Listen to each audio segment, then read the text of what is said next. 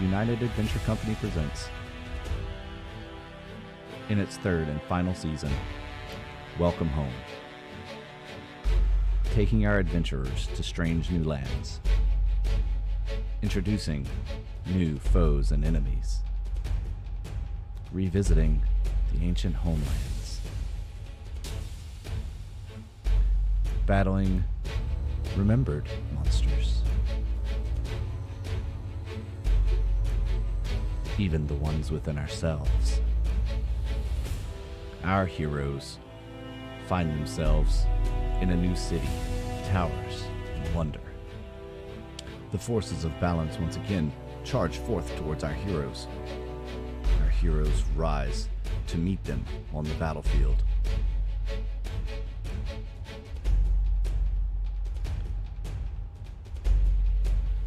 Who shall conquer all? Who lays a finger on the scales of balance? Find out this and more on Saturday nights at 7 p.m. Eastern on youtube.com/United Adventure Company.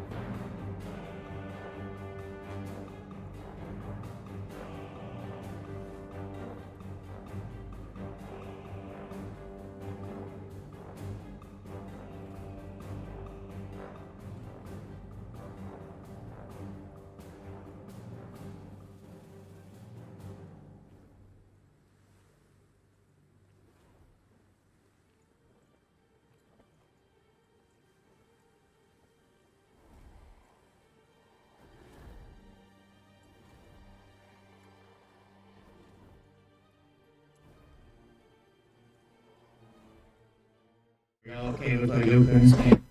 Oh yeah. Hey everybody. Whatever you want.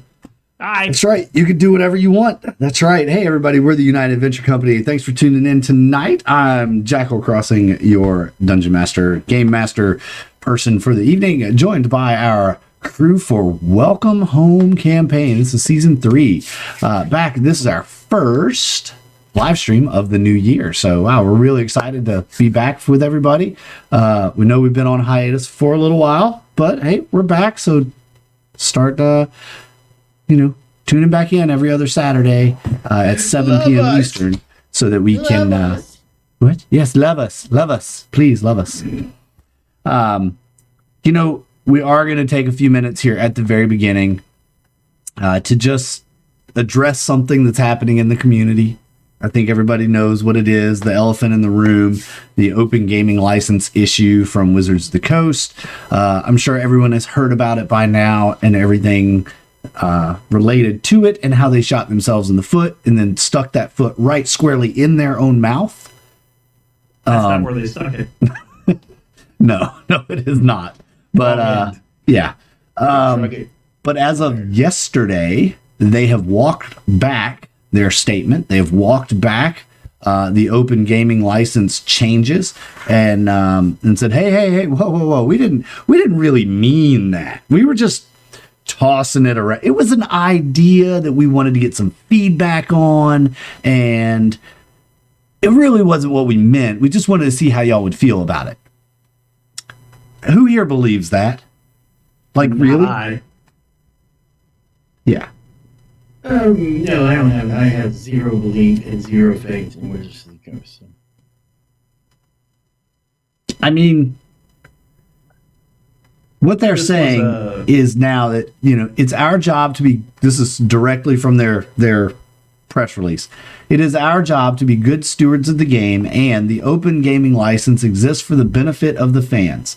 Nothing about those principles has wavered for a second.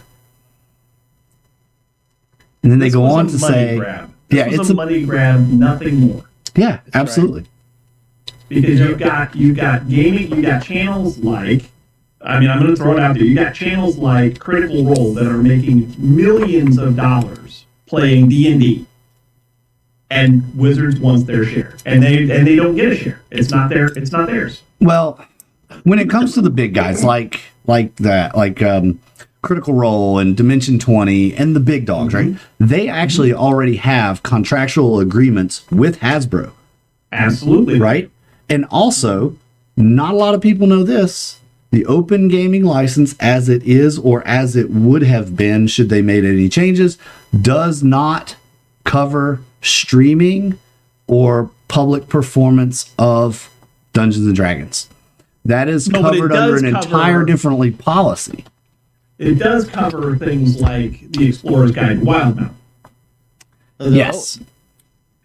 The original open gaming license has been used, and they have even in the past had set up FAQs and had all kinds of little sessions for the creation of digital content, video games, all forms of media. But if you actually read the open gaming license, the statement that they released on it says the current open gaming license does not cover live streaming, video games, or digital content. That's covered under the fan usage policy, right? Which covers their trademarks, their logos, usage and fair use of those things or not. And so a lot of people were really afraid that this meant that streaming D&D was going away. And I don't think that would have happened. No, but they would have taken their cut. Only if you made $750,000 a year or more. But there was a caveat that they could change that case by case basis. Anytime. Yeah, anytime that they wanted. Yep, they sure could. That's what they said. But then they go back here. And they wanted to take 25%. As a royalty. So they go back now and they say, the next OGL will contain provisions that will allow us to protect and cultivate the inclusive environment we're trying to build, and specify that it covers only content for TTRPGs. That means that other expressions such as educational, charitable campaigns, live streams, cosplay, VTT uses, etc. will remain unaffected by any OGL update. Content already released under 1.0 will also remain unaffected. And that is a legal thing because they can't retroactively. Right. Right? They can't do that. No, and they can't stop you right now from still making content under that 1.0A license. So, Correct. Exactly.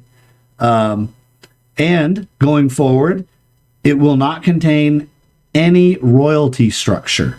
This is from their statement on dndbeyond.com yesterday. It will also not include the license back provision that some people were afraid was a, quote, means for us to steal your work, end quote. So it was worded. It was Painstakingly worded. They took extra care to make sure they were totally clear that they were taking your shit if they wanted, and there was a damn thing you could do about it. That's right. That's right. They absolutely were. That's right. It says that thought never crossed our minds, and under any new OGL, you will own the content you create. We won't. And I guarantee you that Hasbro's lawyers took one look at that and went, y'all, you can't do this. The creator of the content owns the content. It's just the way it is. No, this was due to the backlash. Their lawyers wrote the first one, I guarantee it. No, not only did they write it, they actually sent those out to content creators and publishers. Oh, yeah, but that was just for feedback. That was just to get feedback. They sent that out with contracts, telling them they had until, I think it was January 4th to sign that shit. That's right. They sure did. But in this release, in this press release, they say, oh, those were just for feedback. Those were just to get a feel on how people felt about it. And no, it wasn't. You guys are really... I'm sorry. No, go ahead. If it really was for feedback, if they really wanted our feedback, why just send it to a select few? And then after it's leaked, why ban people and conversation on official Dungeons & Dragons sites from this? Why not just say, hey, here it is. Let's talk about it. You know, they've been really good in the past about soliciting fan feedback through playtesting, through community surveys. If they wanted our feedback, they would have done it that way.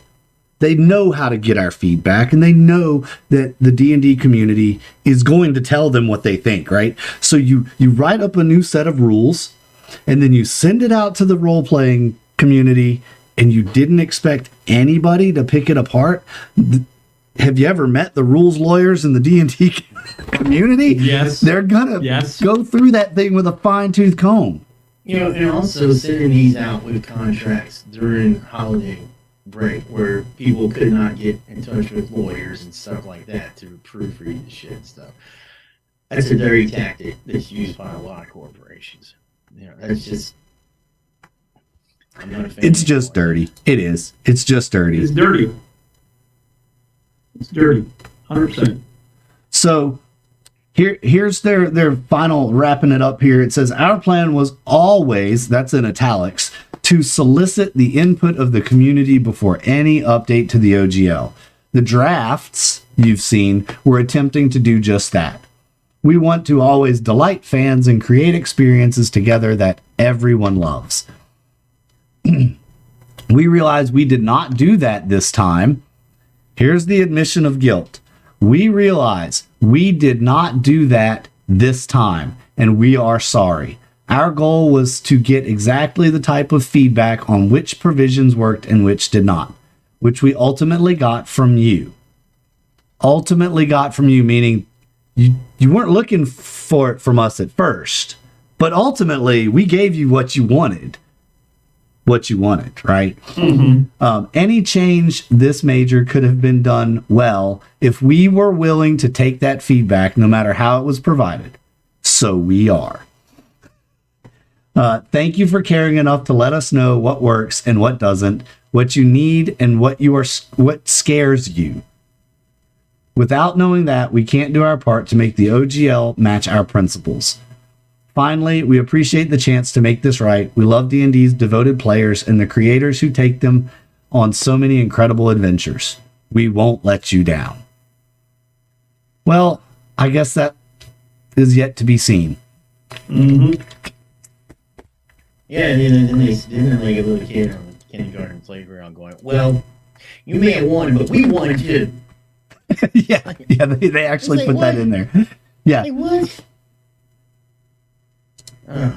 I don't know. I put the link in the chat for anybody who wants to read this walk back, and some people are saying they're just gaslighting the community, and so, but I didn't want to go into tonight without actually talking about this for a few minutes, and Diamond. Also, not only own your content and not give you royalties, but be able to like license your content out to other people without giving you royalties. You know, I guess we'll have to see what happens in the next week or so. Surely there will be more that comes of this. This won't be the only thing. Yeah, this is not dead yet by any means. Not by any means. So, they don't even need to do it all. There's nothing wrong with the old game license the way it is. I mean, it's been working. It's not like it hurt them. They make a shit ton of money. Oh yeah. Losing a little bit of homebrew content from the publishing sites like DM's Guild and even on Kickstarter and things like that. The small time game writers like myself, even though I haven't published anything, I've written several games. They're not gonna be broke from us. No. We're not hurting Hasbro. Now the big boys that are doing it, Cobalt Press, they release a lot of D&D content under open gaming license. In response to this, they have said that they are going to create their own gaming system now. Well, it's not just them. It's several others. Several companies that are coming together, like with Chaosium and Piazzo and Cobalt and Green Ronin, coming together to create a truly open role-playing license, and it would be held by a nonprofit organization that is experienced with handling open source content. Right, exactly. So let's hang in there and see what happens next. I know that the next campaign that we're going to be having is not Dungeons and Dragons based at all. It's going to be Call of Cthulhu. I'm still looking for a player or two, so if you're interested in that, hit me up on the Discords and let me know. We're still got a couple of slots open for that one. It's going to be a pretty good, awesome time. It's not going to be live streamed. It will be recorded and replayed. So check us out in the Discord if you're interested in playing in that game. Anybody have any closing thoughts before we get into our game on this? Last words? No. Think we've said it all? Yeah. All right. Wizard of the Coast, send it. We're here for you. Let's see what you got. Yeah. Fuck around and find out. That's what they did. That's what they did. They found fucked around. They found out. Yeah, straight. How much have they actually found out? That's yet to be seen. They won't learn from this. They pedaled it back, but they won't learn from this. They'll try to find another way to do it again, just a little bit more cloak and dagger. They just need to be honest and say, "Oh, we don't like the open game license the way it is anymore because we lose out on a little bit of profit. Therefore, because that's what it is. Just That's exactly what it don't is. give us a bunch of bullshit. Oh, we got to keep D&D from the hands of bad people who will use it for evil. What? What? Have you ever been to a convention? How many hundreds of people there are playing D&D with evil, foul intent, man? I don't know. Don't get me started. I'm sorry. That's all right. That's all right. You have the last word there, Admiral Professor Matches. We'll give you the last word on this subject as we jump into our game today. Thanks so much, everybody, for humoring us for those 15 minutes as we vent about the world of Wizards of the Coast and what they're doing to our beloved Dungeons & Dragons game in the open gaming license. Without further ado, we will move forward and say thank you also to our Patreon supporters, to Aaron, Nathan, and Lord Thorin this month. Thank you so much for all of your patronage and everyone who's been a patron before. Also to our subscribers, thanks so much to all 67 of you. We love you all to pieces. So if you're not a subscriber yet, go ahead, go down there and click that subscribe button, ring the bell so you get notified when we're live, and you can see all the cool content that we have that way. Join the Discord and talk to us. What's that? Go ahead and do it. We'll wait. Yeah, we'll wait. Go ahead. Ready? Okay. Okay. You had time. Cool. Thanks, Diamond, for hanging out with us. We see you out there in the chat land. Thanks so much. So, quick recap. Diamond. It has been a month since we've played together. So, a quick recap.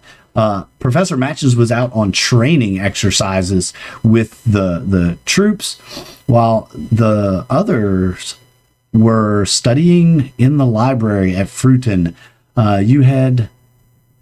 Studying. Yeah. Had discovered a few things. And then I believe that you all had said you wanted to go to Castow next. If I remember correctly. Yeah, that a good cover. Lines up with my notes. Yeah. So you all had found a couple of books. You'd found 3 books, I believe it was. One that referenced a book of flesh and one a book of the dark arts. You had also found pieces in those 3 books to the pieces of a incantation for a ritual, I believe. And you also leveled up last session, I believe. Yes. Did we did. Yeah. finish the part of me stabbing a book? I don't remember. Didn't the book piss us off that I stabbed it or something? You did stab a book, yes. You did stab the book, yeah. I'm trying to remember if we went through that all the way. I don't think that we did. I think that's where we left off. I think that's where we left off. Yeah. So let's just pick up right there as Toox has plunged. What weapon did you use? Black razor. Was it Black Razor? Black razor. And which book? It was the Book of Flesh, wasn't it? Yeah. And it hit me hard. Yeah, that's right. It did. It gave you some blowback, I believe. Yeah, because it's undead. Yes. Find out. And about that time that you are getting hammered by the book, that's when Matches is going to return. And Matches, you walk in to the library here looking for your compadres, and you see Toox has Black Razor through a book that you recognize. Okay, what book is it? It's the book that you had locked and sealed in your bedroom on the ship. The flesh book that you got, and we're in a bargain with Clarissa about.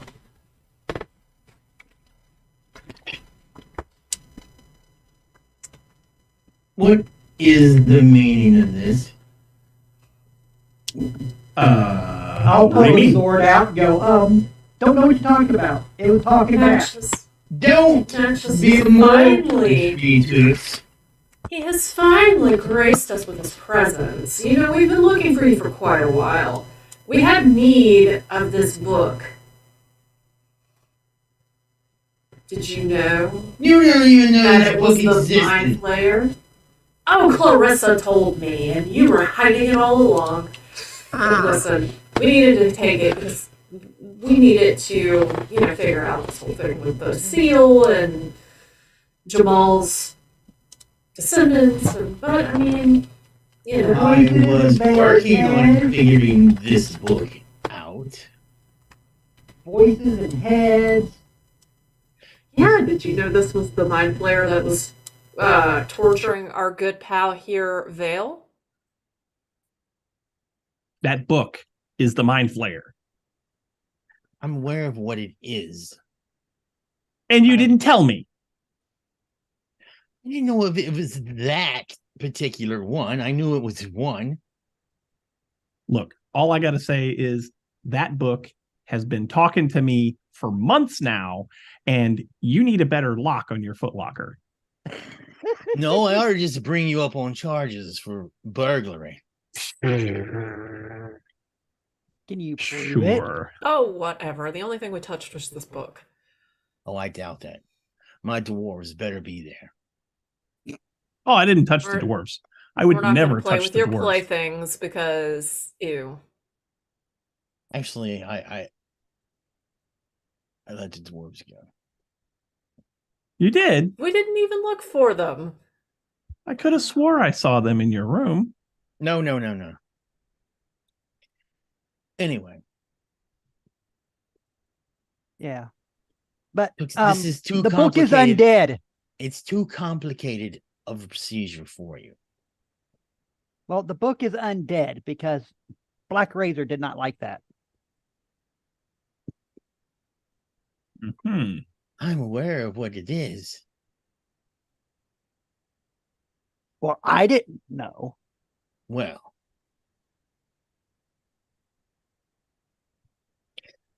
I'll help collect the book up. As it's kind of oozing and dripping from the wound, it's healing itself up. And I believe, Toox, you had taken 22, No. or that's what it says here. That was him doing some kind of sneak attack test. I took damage from the book, I think. Yep. Like 21 64. points. Oh, that's right. You took 64. Yeah. Yeah. And then Vale, you took psychic damage, didn't you? Yeah, 21 psychic damage. And then you had stabbed it, tried to sneak attack it Yes. because it was engaged with your friend and stabbed it with 22 damage as well to the book. Yes. So there's Sneak attack a book I did sneak attack a book. he and did. missed. No, I hit it. It's hurt. It just hit it back. Mm-hmm. Listen, Well, this book it- holds the key it- to a lot of things that are going on. It is a and I'm mind flayer. slowly It is trying to figure undead. it out. It needs to die. Look, that's why we were in here looking at it. You were out in the training field for too long. We understand that you needed to show the princess how things worked and make sure the troops were in the right places, but we are on a compressed timeline here. They know how to open the tomb. How? Well, that's just it. You have to find one of the descendants of Jamal. His or her blood or their blood will open up the seal on the tomb. Mm-hmm. Given, based on everything that we have read, apparently there should be an entrance into the city using some sort of a singularity. We don't know what that's about yet, and we also know that there are some rituals that need to be followed. And I'll pull out the books that, were in the ritual is in the Book of the Darkest Arts with the pictures and incantations, concentric circles, all that, and show it to matches. Right. So what you see matches is these 3 books laid out. Each one has different illustrations. One is of a set of concentric rings that go down to a singularity. Another one is kind of this wall, and then the third is the tomb.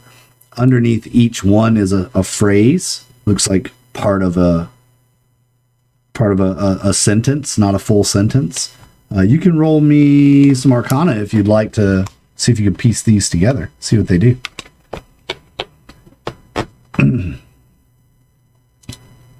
Or what was it?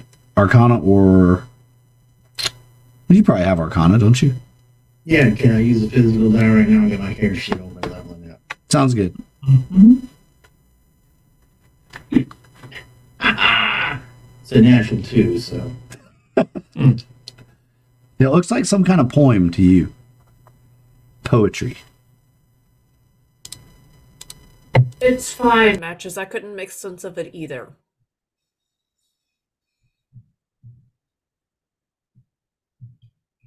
I just know it's some sort of an incantation. That's all we know. Yes, well, I mean, I'm quite travel weary. Perhaps after a meal and some relaxation, my mind will be more apt to look at this again with fresh eyes.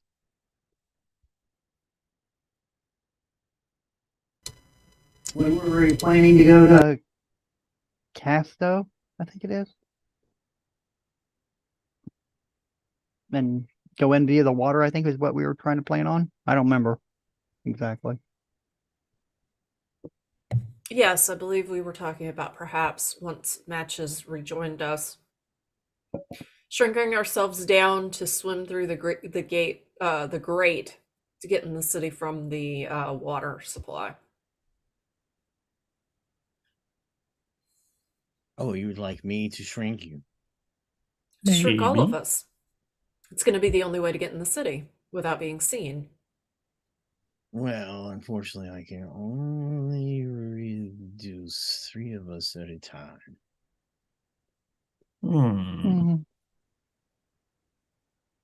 Well, one clever workaround may be to shrink 3 of you. You could go in. Vale could be amongst you. He could take a good look around, then he'll know where he is. He would be able to use his little trick to teleport out and then teleport the rest of us back in. I know that leaves a window of time where there would be 2 of you in within the city and unable to go anywhere, and it would be risky, but perhaps that's the path forward. Path forward. Other option would be Misty step through the bars. And I wouldn't have to shrink to go through the bars. I mean, how large of bars are we talking? I mean, I could just pull out the blowtorch. I mean, they're underwater. Underwater. So We're trying to get in without being noticed. Mm-hmm. Do they have guardians underwater by the bars? Sure hope not, but they might. I don't know. Never been there.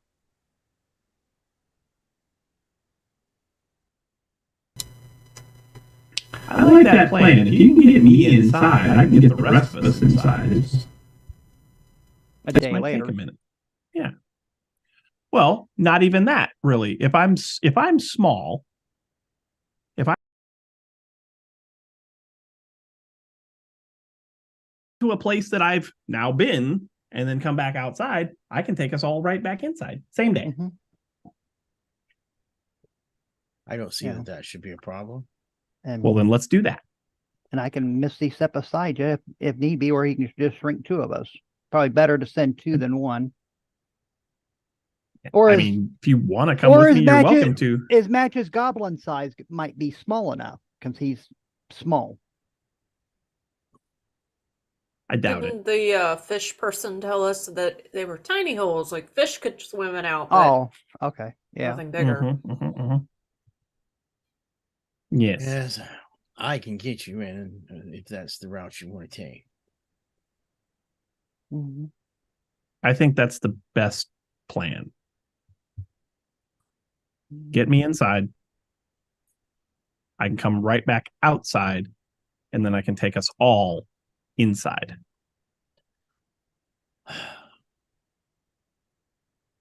So we just need to get you to this body of water, and you should be able to handle the rest. Get me to the body of water and shrink me down so I can get through the grating. Yeah. This doesn't seem like a problem. Is this a problem? No. I mean, other than it being water. Won't that work too? Are you Or a is it good just one? swimmer, Vale? Sure.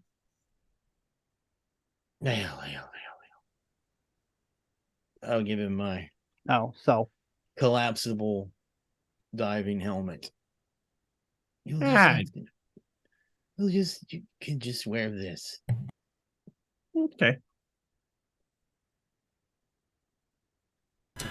All right. I believe you had also spoken with Will Weitzel, Indeed. and we're looking at maybe using him to get you up there. I believe is what you had said, or were you going to fly the ship? Yeah, we were gonna go that route since Matches wasn't there, but now that Matches is here, do we want to take the airship or do we want to just go another way? Airship might be look too known. obvious. Yeah. Yeah, okay. We're trying to be sneaky here. Oh, I know Sneaky. Sneaky is, well, it's not really my middle name, but it's a nickname. Yeah. I mean, airship could be handy if we got in trouble for overflight and him start bombing stuff. Yeah.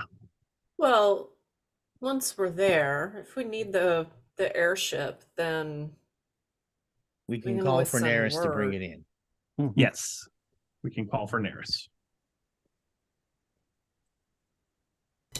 All right. Sounds like a plan then.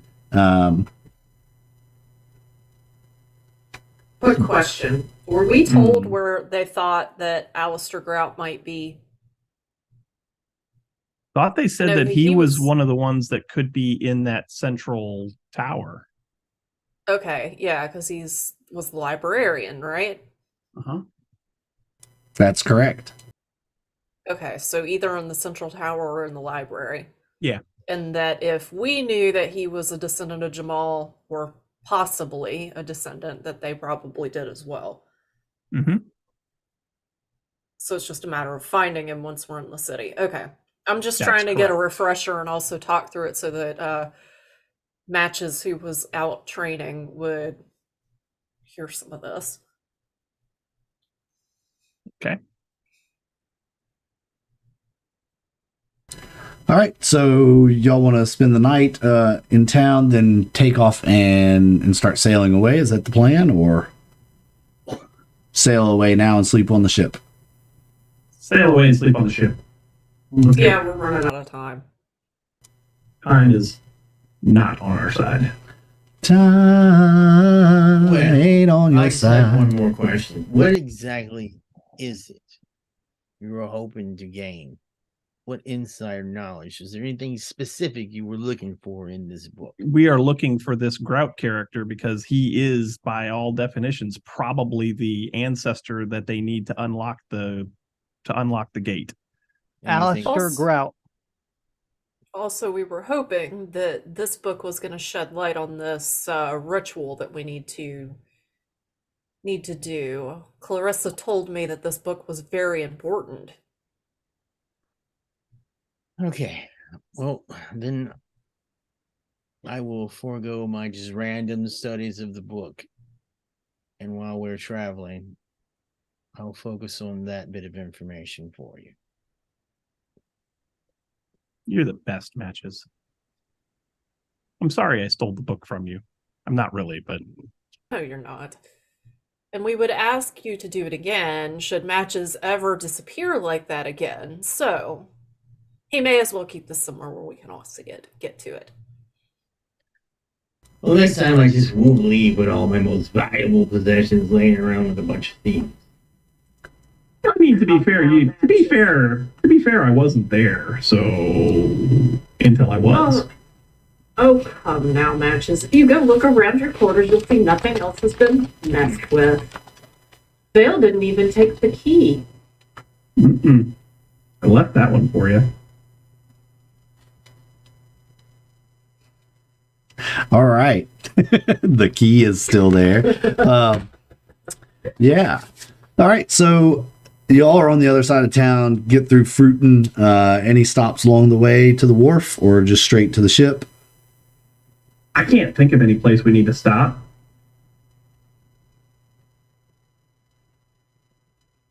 Okay. Then on to the ship. Hold on. Hold on. Hold on. Okay, we're going to hold on. I gave that 7 seconds of silence. So, what I'm going to do is I am going to go to the tavern. I'm not going to go in. Well, I'm going to look in the window. Is Jackson Conway anywhere to be seen? Sure, he's in there. Of course he's in there. He owns the place. Oh, Matches, I have got something delightful to tell you. But we'll save it from there. Oh, she better not be attached to Jackson because... Oh, no. Jackson is attached to me. I terribly have nothing else to do with him. But I do want to leave him a little present for all of the headache he gave me.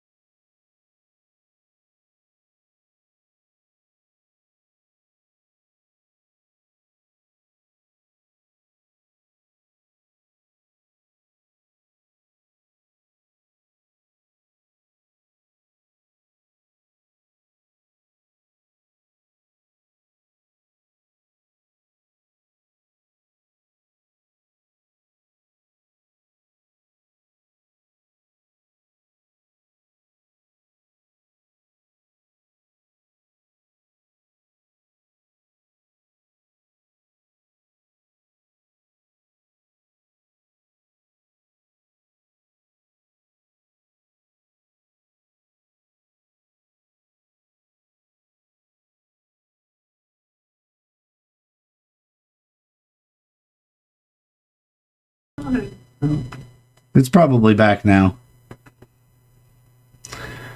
There was an echo in the mics I was trying to solve, so. Ready, rewind. So you want to do what to Jackson Conway? Blow him up with exploding zombie kittens. I'm not even sure that he necessarily need to blow him up. I just want to put an exploding zombie in his bed so that he has undead body parts all over his room. That's a creeper thing to do. It really is. He has done nothing but make my life difficult since I got back to this town, and I want him to remember me for the right reasons. Oh, he's going to remember you no matter what. The things you do to your boyfriends for fun. He's not my boyfriend. Oh, but he one could night be. he would love that, but I would not. The man is very obnoxious. I mean, if you just want to make him go away, just do what I do. Just shit in his bed. See, that would also be acceptable, but honestly, I think I'd rather leave a zombie for him. Oh, it's too vulgar and sophomoric.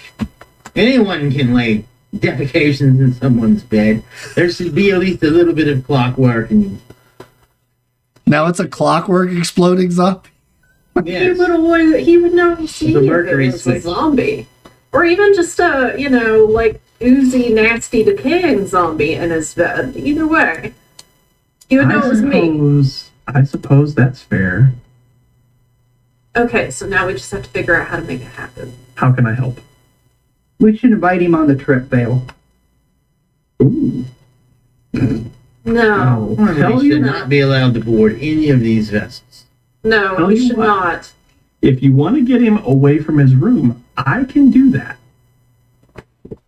Let's try that out. Okay. All right, here we go.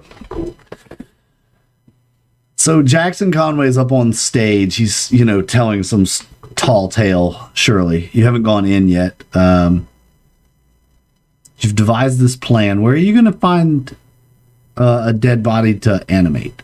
I mean, it's probably time for Razor to eat, yeah? Yeah,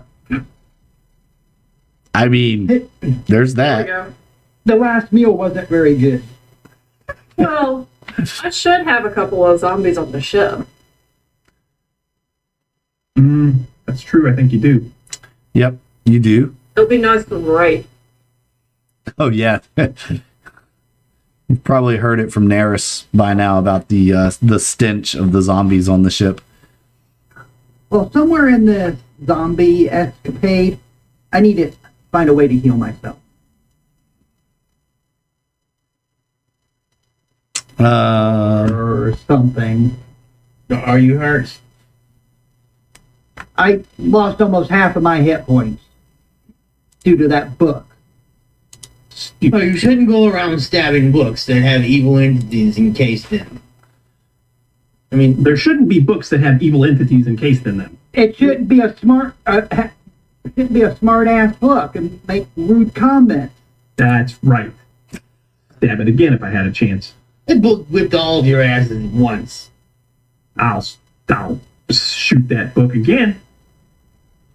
After the incident with the scroll, I know better.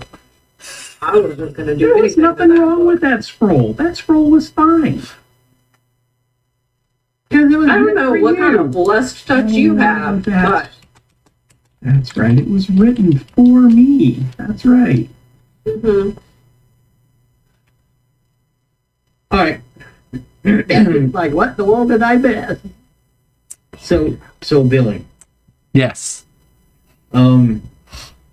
I don't expect to be able to tinker together a nuclear warhead, but maybe. I mean, it seems like it'd be something very easy for Mash to do to create a bomb.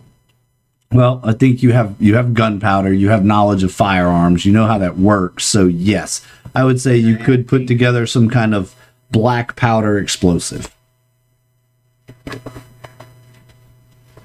Maybe does what D8. Depends on how big you're making it. Well, it needs to fit the Just- chest cavity up top. Yeah, and it needs to be just big enough to make the zombie like splatter on every surface in his room.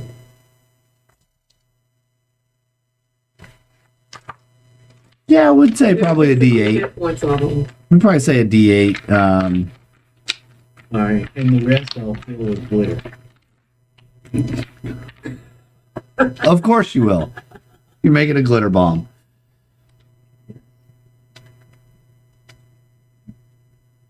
Of course. Why am I not surprised? Disgusting zombie guts and glitter. So that should be something simple, maybe.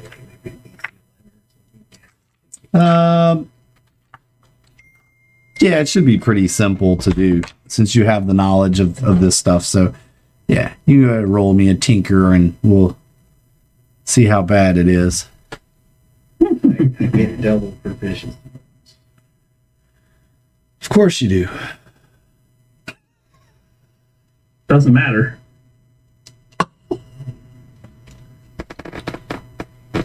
Do you want to roll it? A great bomb. Do you want to roll it or you want me to roll it? Did you just blow yourself up?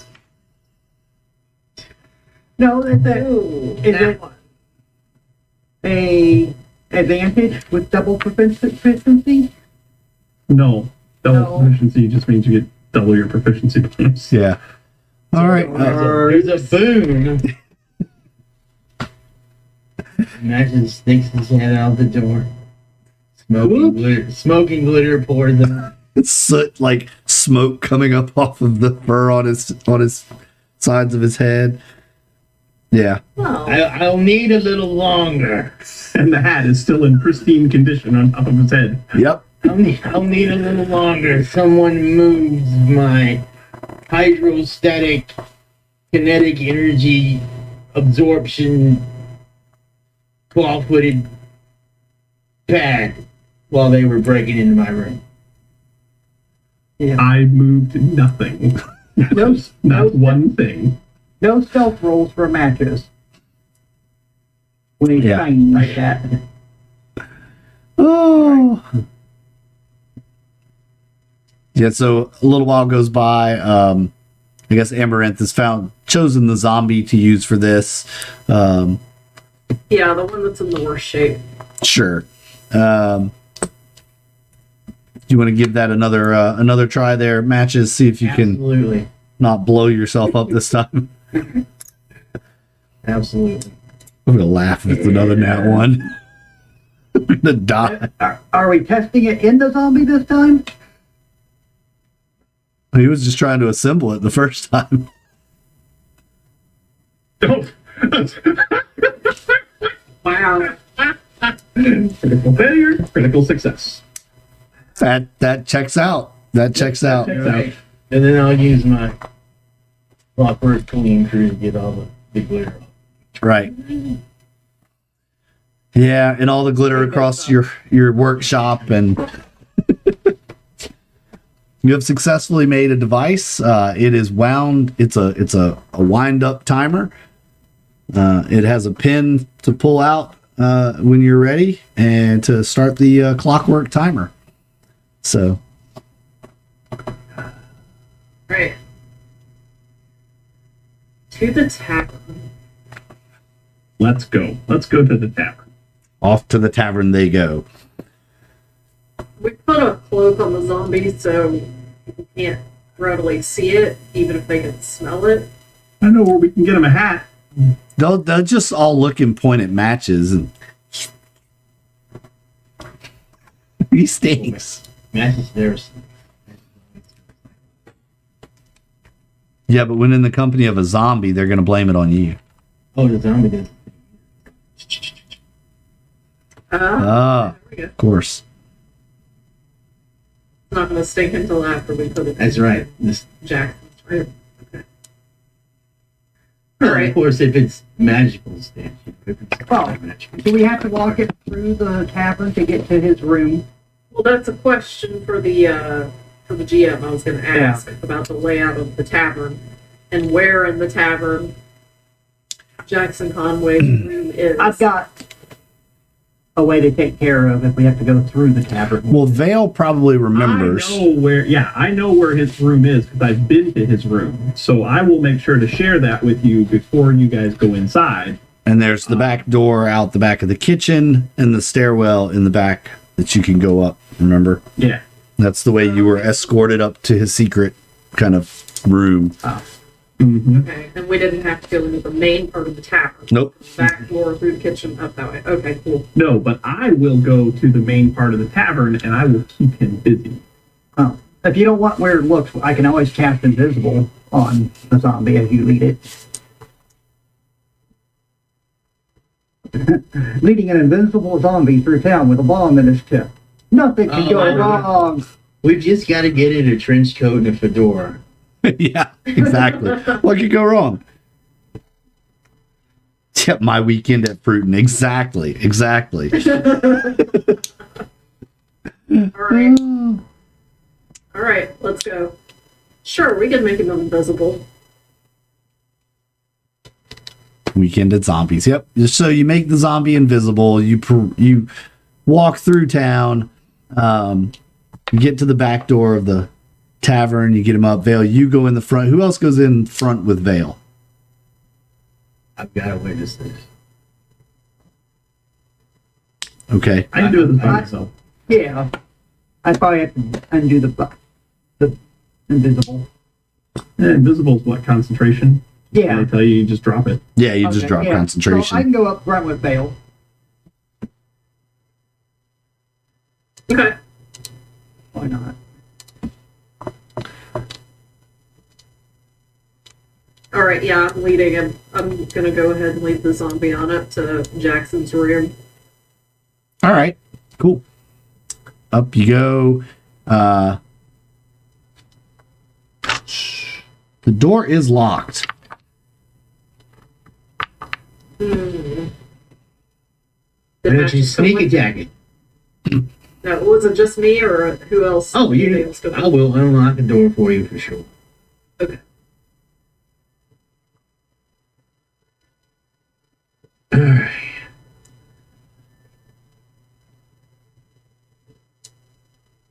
I'll use Tinker's tools. Yes. Mm-hmm.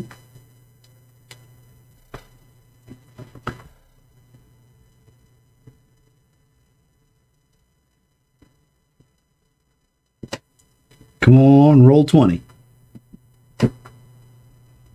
You mother.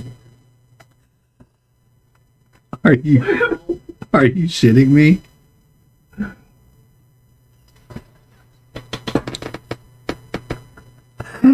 Are there any rules for redos? I mean, you can do you have inspiration? Oh no, you wouldn't have inspiration because they expire at the end of each session now. Well, they don't have to. Yeah. That's new rules, not. That's right. And we're saying to heck with those rules because we're doing things by the open gaming. Well, Did you have an inspiration on your character sheet? It's marked, but I don't know if I didn't unmark it from last time. So technically, there is one on there. Then use it. I will allow it since it's on there. I trust you. We've been gaming together for many a moon, so go ahead and use it. Ahoy, Bruce. Yes, indeed. Welcome to the show. Thanks for tuning in. Matches is on a fail streak here. A failed success. Fail success, fail success. By odds, his next roll will be a failure.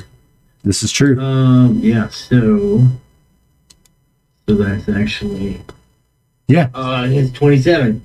All right. Cool. Yeah, you unlock the door, successfully unlock the door, and open it goes whenever you're ready. All right, let's open it up. Well, this is his personal limit, right? Yeah. Well, then I'm definitely inspecting this for traps. The investigation. Yes, sir. 13. 13. I'll Hmm. also check for traps. I don't know that it's going to help, but no. no. I'm too irritated. I dislike him so much I can't even. You can't even believe you're going back into this room. Yep, I'm disgusted with myself, except for the fact that I really just want to stick it to him. Well, and I say, there doesn't appear to be any traps, and then I take a few steps over that way. You may proceed.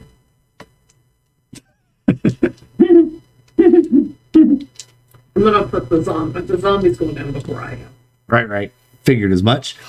Yeah, you open the door, nothing goes kaboom. You open the door, it swings open nice and freely.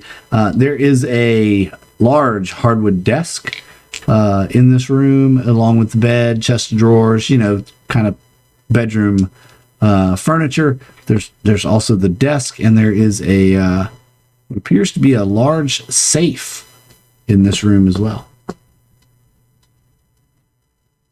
Well, I'm going to maneuver the zombie over and put it underneath his bed sheet, or underneath his bed covers. So you're actually going to put it in the bed. Okay. Mm-hmm. All right. Actually, I'm not going to put it under the covers, because if it blows up beforehand, I want it to get everywhere. So I'm going to just lay it in the bed. Why don't you just lay it, put it in the closet or something, and tell it to embrace Jackson whenever he lies on the bed.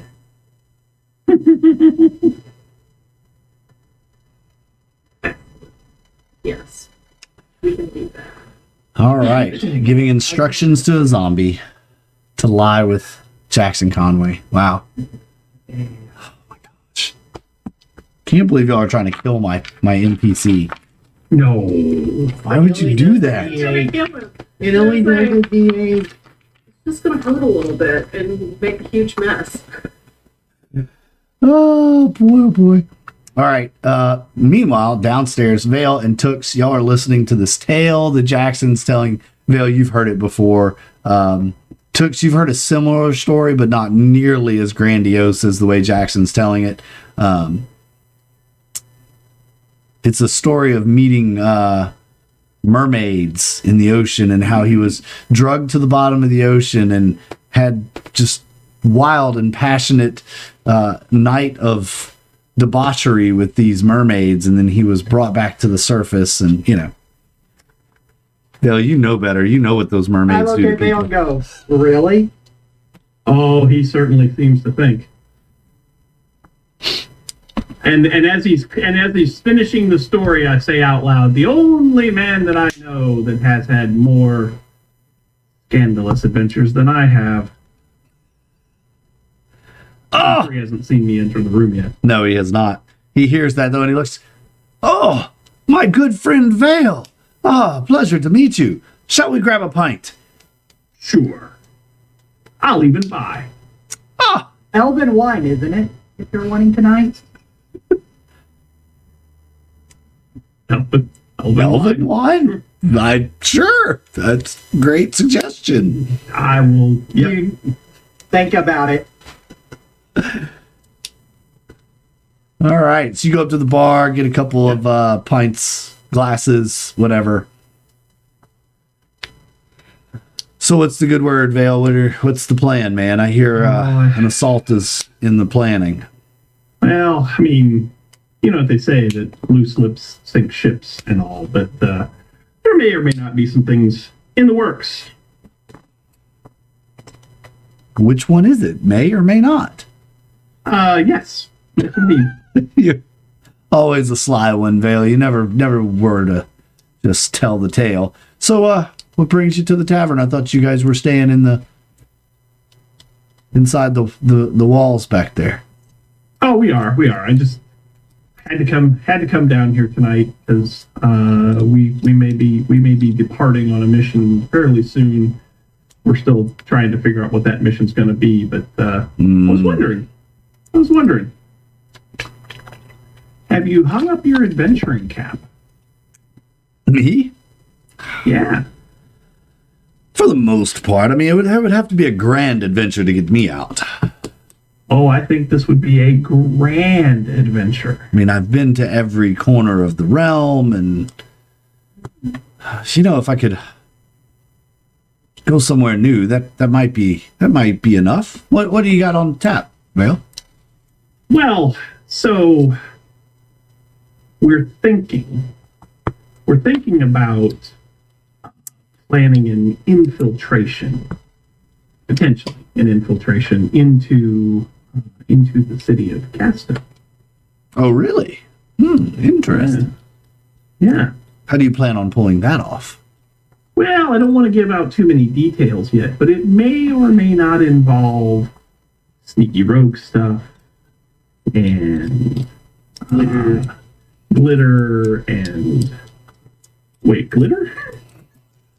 No, it's just again, still working out some details, but I might be able to use someone who could have my back per se. Vale, is he good at finding people?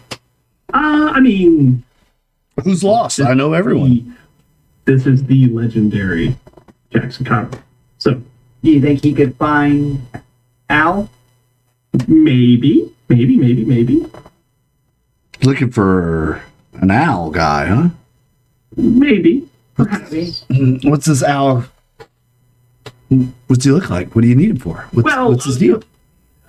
All of that would be revealed to you when the time is right. Are you interested?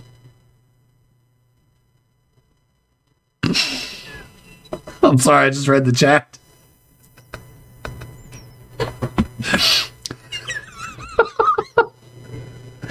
Wow, Diamond, I'm going to give you inspiration for that one.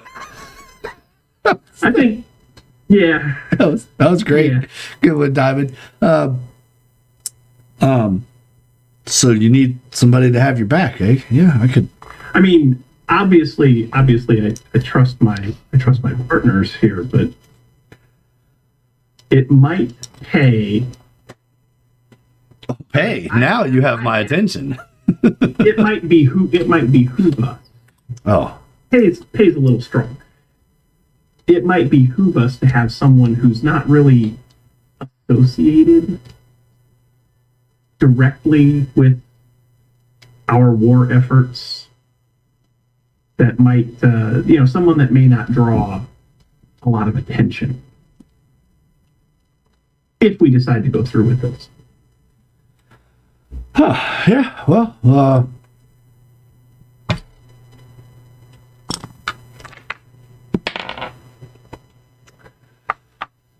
so what you're talking about, Castow? Perhaps. Yeah. Well, yes. Yeah. I will say yes. We are. Yes. I mean, it's pretty much about the only other place left to go now. I mean, I've been there many times, Vale. It's if you have something We wouldn't be able to specific, go in or we won't be able to go in the front door. Why not? I can't go in the front door. Well, maybe you can't go in the front door. Can to think about the back door? Yes.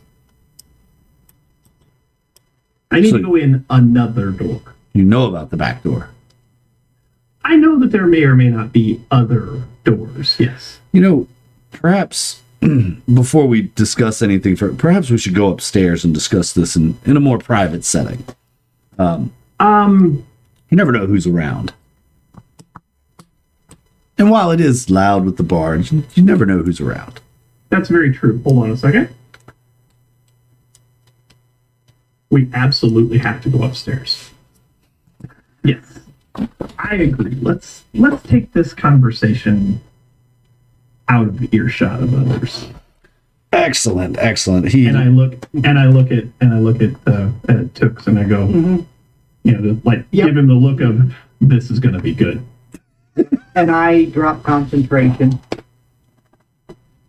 Okay. the invisibility. Cool. You all see That's it. the zombie poof comes to visibility upstairs. So Matches, did you want to take the time to rifle his stuff, or should we just get out of here?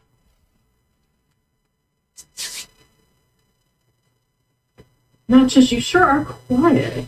You don't It's see that. because I'm no thief. I have better things to do than to rifle through his stuff. So let's go. Well, he does owe me money. Well, then you have every reason to. You're not thieving then. You're just getting what is owed to you. I believe this is much more private. This is a much more valuable exchange. nice. If you wish to look around, go for it. Otherwise, I'm leaving. Yeah, let us.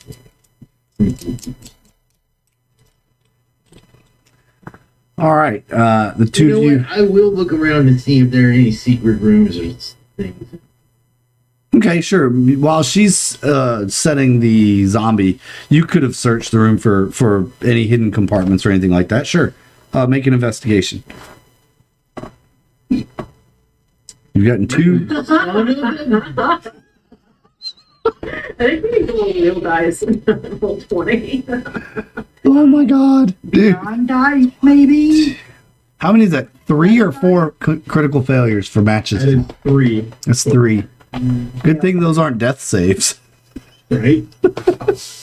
Yeah, you don't find anything, any hidden compartments, or the drawers are all locked on the desk. There's nothing really out. It looks too clean. You know something's up, but you just can't find it. I mean, with Okay. rolls like that, he can't find his ass with both hands. Yeah. No, look at everything I roll after that, then. Of course. They don't mean anything. They don't count. Yep. Basically. Yeah. Where am I? So, you get the zombie position. Matches finishes looking at his reflection in Jackson's mirror, and I swear he had a 2-way mirror. you head on out of the room. Do you lock the door when you leave? Yes. Okay. Relocking the door. And about the time you all shut the door, get it locked, you hear Vale's voice at the bottom of the stairs, just kind of talking to Jackson as they start coming up the stairs. Oh. Damn it, Vale. And I'm not saying this like super loud where you can hear it. It's like, what's he doing? Okay. Is there a way to get to the stairs before they come up, or like the back stairs? Or are we gonna have to go by them to get out of here? We thought you would have realized that when the zombie reappeared. No. No, there's only one set of stairs that leads into this. I'll reach into my tool bag and I'll pull out there's this device that has a suction cup on it. And I'll stick it into her forehead. and then press the button, and she turns invisible. That's my invisibility spell. And then I'll stick one on mine too. Pull it out. It's got like an eye with a little Ghostbusters thing in it, but you can't see. A little no symbol. Yeah. Nice. I love it. I love it. Yep. You guys turn invisible as Vale and Toox and Jackson make the turn of the landing, and you can see, the top of the stairs there. You don't see anybody. You don't hear anybody. Vale and Toox, you all make it up to the top. But Jackson, he pulls a key ring out, unlocks the door, and swings the door open. He goes, "Step in, my friends. Can't wait to finish these plans." Me neither.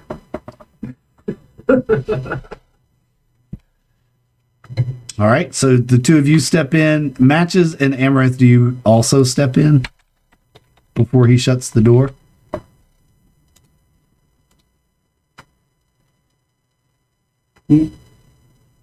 No. No, I don't want that glitter on me. All right. All right. The door, Pin. after just a couple of seconds, after Jackson steps in, he shuts the door, and you hear the latch click as he locks it from the other side. All right, Vale.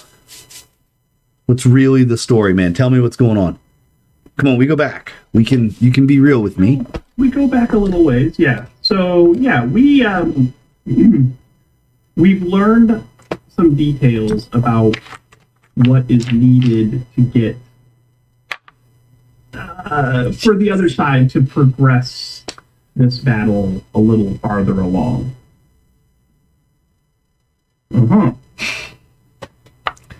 We've realized that we have to get to something before they do. And again, I will share those details when the time is right. But we need to get into Castow. We need to find someone. And we need to do it soon. Like very, very, very soon. And I think, and I'm speaking loud enough that anyone out in the hall should be able to hear me. I don't know that they're there. Well, I don't think I know they're there. Yeah, I don't know they're there. I'm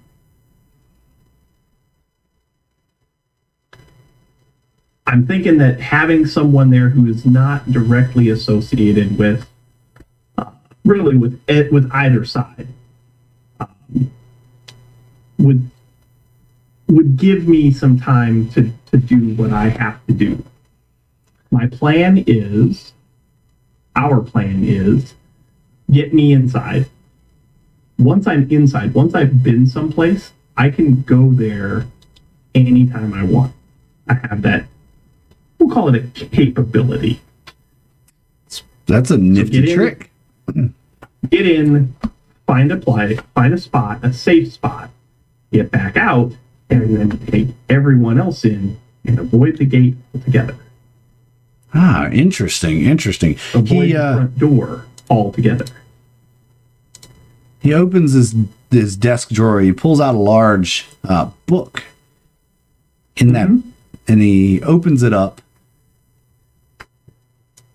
And I'm going to put y'all over on the map. He says, "Well, this is a map of Castow. What are you thinking?" Well, you see back here, see that waterway and those grates? Yeah, absolutely. I want to get in there.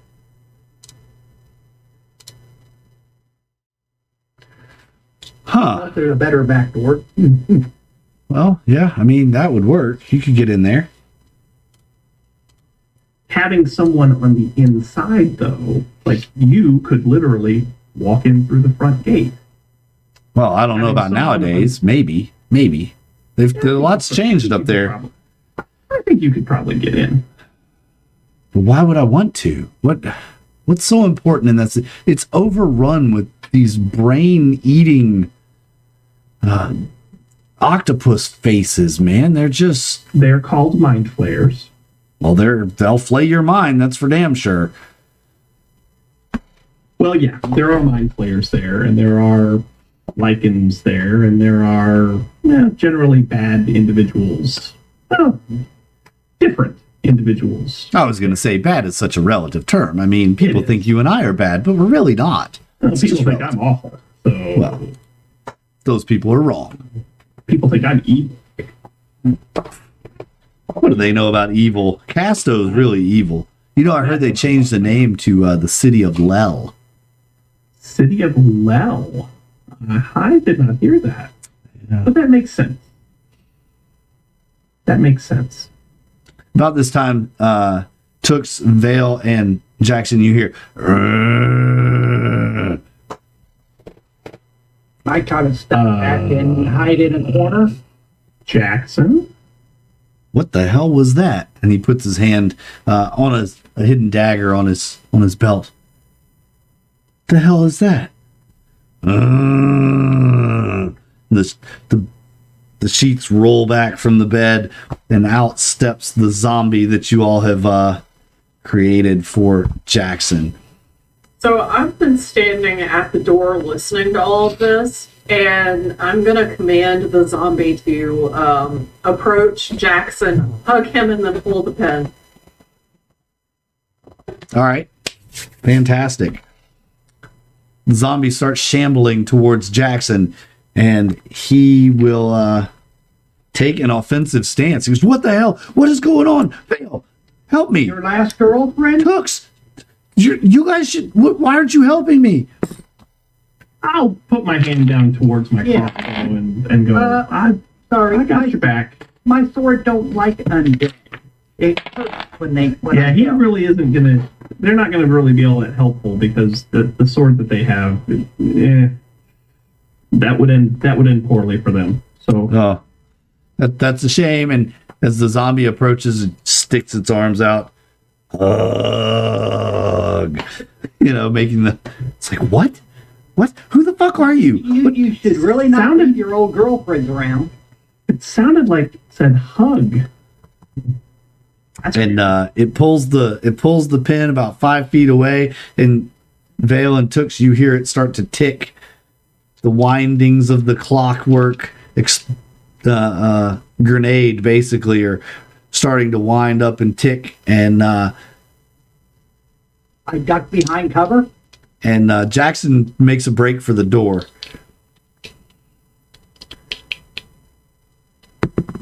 The zombie. I'm going Oh, to misses. telekinesis the door shut. What's that? I'm going to telekinesis the door shut. Oh, it was already shut. Door Locked. is shut I was and saying, locked. but if it comes open, I'm going to take it. Jackson. Okay. Sorry, I'm having to make a couple different rolls. The zombie went to lunge for Jackson and missed with a nat 1. So he's kind of stumbled around and is now on the floor, crawling as the ticking is going. Jackson reaches for the doorknob and misses it. He is quite panicked. Throws his dagger at the zombie.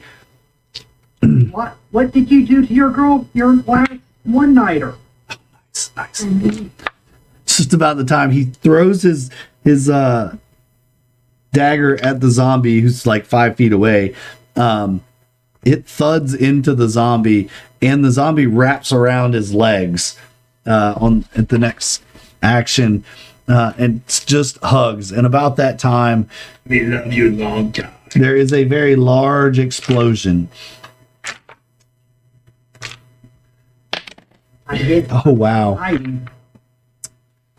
And Downstairs. I'm going to go downstairs for a drink. all right, cool. Does 7 points of damage to Jackson, and because the zombie was laying down and the thing was in its chest, most of the glitter and all just splatters out across the floor. Zombie parts go flying everywhere. You hear thumping and thudding of meat chunks all against the walls. Vale and Toox, you do get a little bit on you. And Jackson just howls in pain. He goes, What kind of trickery was it? You set me up, Vale, you son of a, I'm gonna get you. And he's just so angry. He's so mad. You want me to help you? I'm not gonna freaking help you now. I immediately burst into laughter. Of course. Just look at him and go, you should never have a one-night stand with a necromancer. Oh, that bitch. I'm gonna get her for this. Oh, she thinks this was, that's it. I'm getting her. You tell Amaranthe it's I on. can't help it at that point. I start cackling. I'll just wave at him and go out and walk out the door. We should make tail. Yeah. I start cackling and then I hightail it out of there, run down the stairs. Oh, y'all are a mess. He is not happy. He's banged up and bruised up. Vale, what do you do? I look at him and go, look, I love a good rousing prank as much as the next guy, but I did mean what I said. If you would like to help, I would appreciate the help. If this isn't the mission for you, let me know. You think I'm gonna help you after this? Like, Great. you about blew my freaking feet off with a zombie bomb. What? Who does that, Vale? Look, I think that you are an accomplished human being. I think Amaranthe is out of her mind to not want to pursue a meaningful relationship with you. Well, if this is her love language, I'm not speaking it. This is fucking weird, man. Well, she is a necromancer, so, you know. Look, you tell that weirdo. Their own. Yeah, you tell her she better watch it. If this You was better her. watch it. Yeah, she's playing with fire now. There will be songs about this. Her name. She'll never have another man after her again. I'll make sure of it. That might be what she wants, though. Well, then, at least my final act for her will be to give her what she's always wanted. Which is what... Hear me out now. Uh-oh. Hear me out. What? What now, Vale? Or, What more do you want? Necromancer's mating call. or you might just go to her and say, that was hot. Yes, it was hot. It was a freaking bomb. No. That would get her more than you giving her what she wants. Who you think? You ever have, I do think, like if you went to her and just made it seem like it didn't bother you at all, that you were into it, that would... This seems like the kind of thing that a woman does when she's trying to get rid of a man. Like, if that thing had have exploded on my chest, I could be dead. But she's a necromancer. But she's a necromancer. Maybe exploding zombies for you is her way of showing her love to you. This is what I'm saying. Or maybe she was trying to kill me so she could raise me from the dead and always have me around. Yes, that could be it. Maybe this was her way of saying she loves me. Always be with her. So you see, Depravity. if you track her down and you just walk up to her and let her know that it's not bothering you, that you're into it, that would get her more than anything. He totally buys it and believes it. As I rolled a 3 on. I mean, just to be on the up and up, my persuasion roll was a 18. Yeah, then I rolled a 3. So yeah, he totally buys it. Yep, 100%. Outstanding. Man. All right. Next time I see her, I'll tell her. But I need to clean myself up, and now I got. It'd be hotter if you went down and did it just the way you are. You think? It's not going to gross people out in the bar? Not her. Mm-mm. Did you think of the story coming from the bar and your expanding network?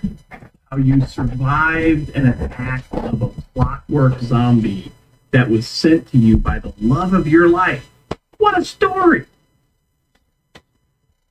You're all freaks. I guess that is quite the story. I'm out of focus. Yeah.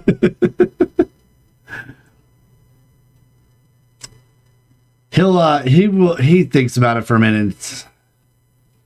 You know, why not? Crazier things have happened. I guess. That's what I'm saying. I guess why not? You know, let's do it. This is what I'm saying.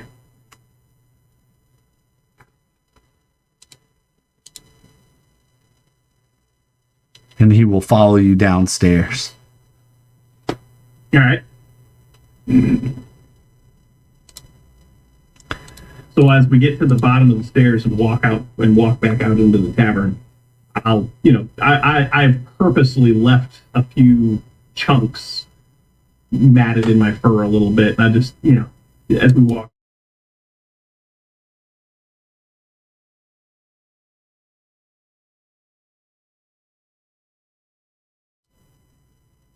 I'm at the bar. I ordered a glass of ale and a pork chop sandwich. All right. If there is a pork chop sandwich. Sure there is. Why not? Have exploding zombies. Why not have pork chops too? Just make this the Minecraft episode. It's fine. Am I still invisible? I mean, it's no. Did you take the suction cup off your forehead? I mean, technically, I was looking at it. I couldn't have made us both invisible anyway because it's concentrated. Okay, well, if I'm no longer invisible, then I left. Like, I heard that it got him. I heard he yelled in pain and then screamed about it. And what he said about, oh, that bitch. And then I just laughed and left. And I went back to wherever it was we were sleeping. My part of it is done.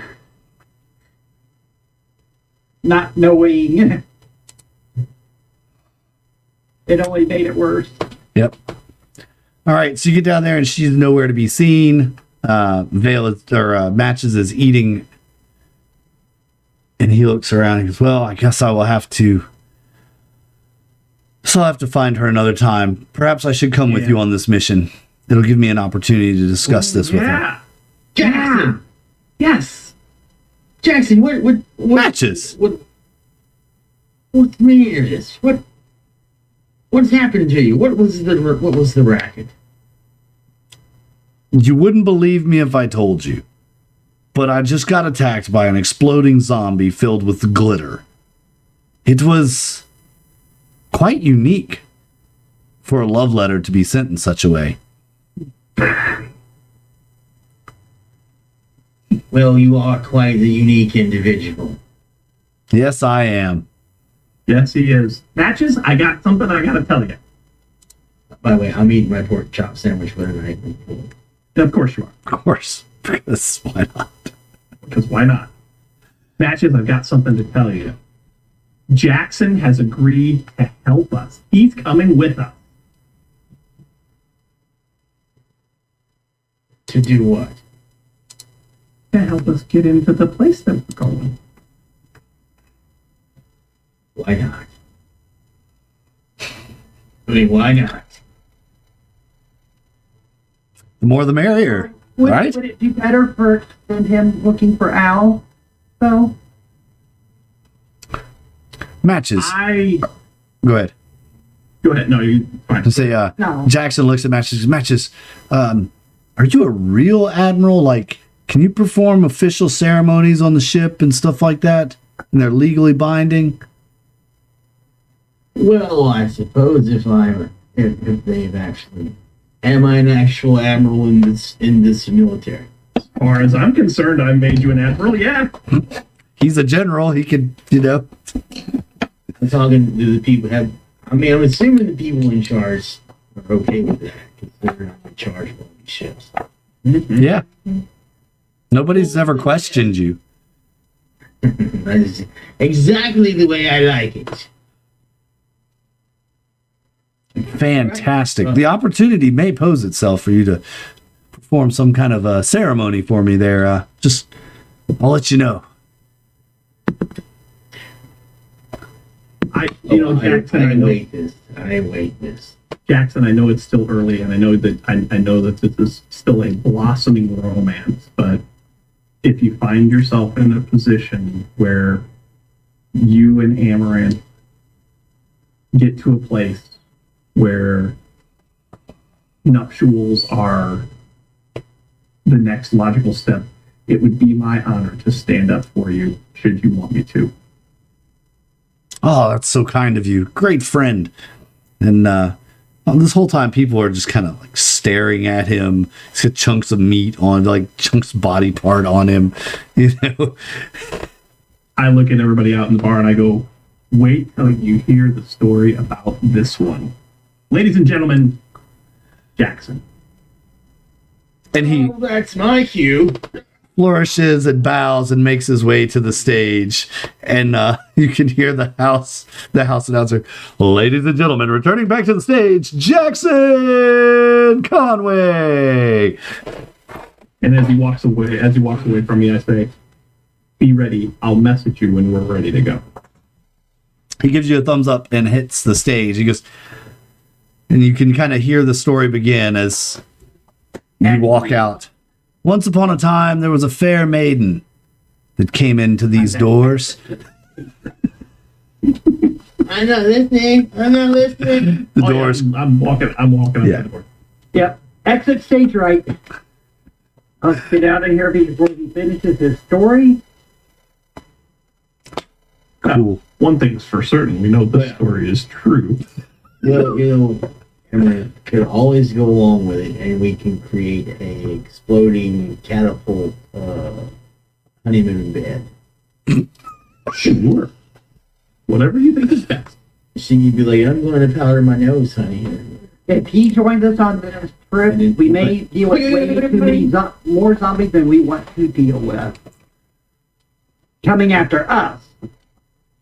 I just It'll don't. be alright. Jackson Conway is not trustworthy. Never given me a reason to not trust him. Really, Vale? Really? Really? Hmm. I honestly don't know why you're still angry with him. It was a dog and a cart. Really, Vale? Really? Yeah, really. Oh.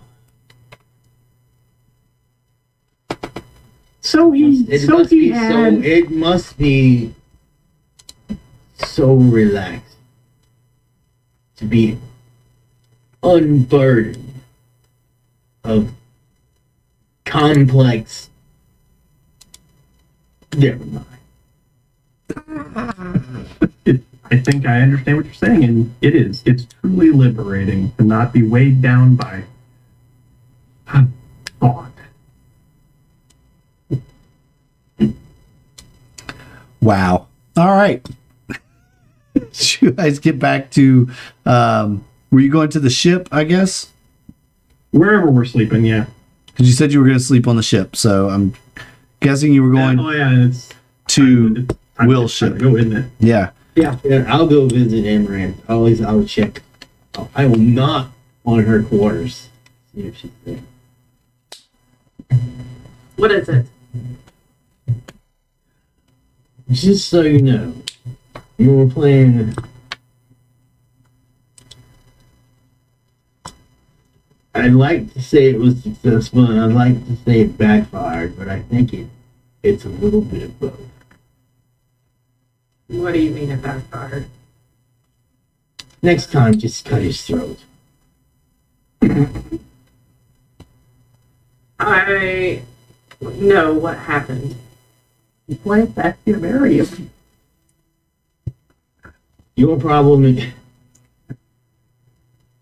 you can think, just Your problem is not, so. Okay. Alright. You know, there was a time when we had an Ooblex to feed problems like this too. I regret every day more and more giving it away.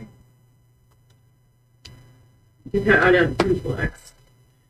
That's right, I heard stories about Just a duplex. small one. What? Well, it seems like the proper thing to do at the time.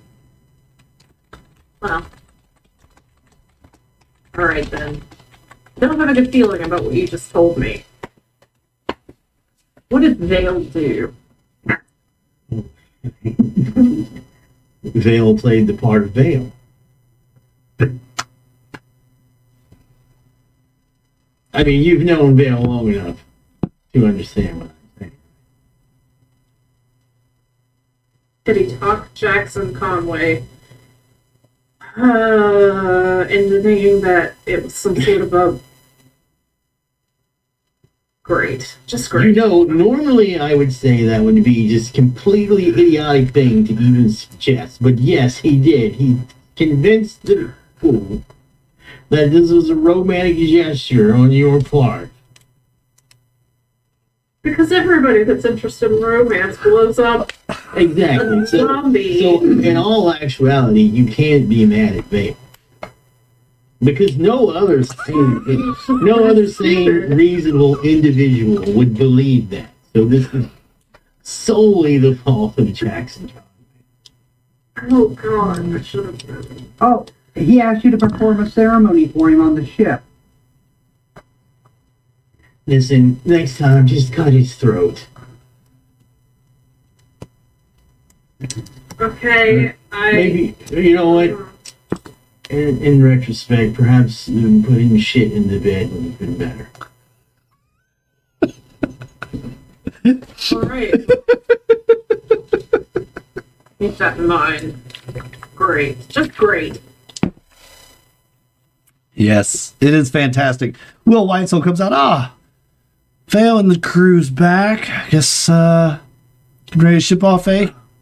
Very, very soon. Very, very soon. Yeah. We just need to get this glitter zombie off of us. Glitter. You know what? I don't want to know. Y'all just came from Jackson's place. That weirder shit. Yeah. Don't want to know. Don't tell me anymore. I've seen no. Mm-mm. Let's plan on leaving within the hour. Oh, okay. Yeah, absolutely. Yep. I'll get the ship ready. Then we'll be ready to roll here within an hour. I love it. Sailing under the cloak of darkness. Yes. Hiding our. Yes, I love it. I love it. And we will have we may have an extra party joining us for this mission. So at that point, I will message Jackson and say we're leaving within the hour. If you can get here to the docks, we'll be here. If it's after an hour, we won't be here. Right on. We'll be gone in 45 minutes then, right? Well, now what you're saying is the game actually starts. Yeah. Now that we're 2 hours in, We're hour and a on half. the actual episode. We're an hour and a half in, and now we're gonna start the episode, y'all. Shenanigans. I love it. No, don't get me wrong. I love it. I love that y'all love to play like this and role play. It's a lot of fun. We're trying to get you back on schedule. You said we're ahead of schedule. Yes, that's true. I don't think, is it even possible for us to have ever been ahead of schedule? It depends on what you're looking at. I mean, Just as the final lines are thrown and Will calls to shove off, you see the silhouetted figure walking down the docks. It's Jackson Conway heading your way. He sees the ship starting to float and he tears off into a run, kind of a knapsack on his back. when if Amarant's around, I want to slip her a dagger.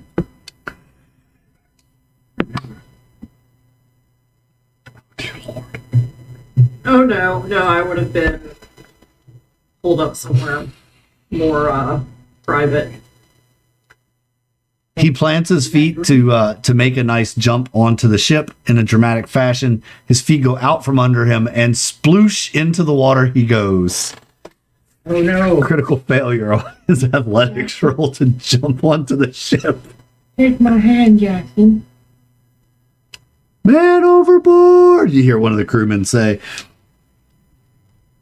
They all scurry to He'll throw be ropes. fine. He'll be fine. He was eaten by magic missile piranhas. Magic missile piranhas. That is a new creature that was created under the Open Gaming License 1.0. As magic put No, away no, the no, smoking no, no. wand of magic missiles. Oops. The OGL mimic. The I OGL saw it mimic. today. Yeah. Yeah. So they the crew is throwing ropes down, and Jackson is thrashing around. He manages to grab one of the ropes and get himself up onto the ship, soaking wet, head to toe. He lost his bag and all of it. Well, that's going to make a great story, Jackson. Can't wait to hear that one. Yeah, that one won't be going on stage. I need a towel. Ugh. Can't believe you talked me into this. This is how great adventures begin, right? Exactly. This is how great adventures. You know, I don't think we've ever adventured together, Vale. I'm actually kind of looking forward to this. We have not adventured together, and I'm looking forward to it. As am I. Well, I'll get settled, get cleaned up, and then we get going.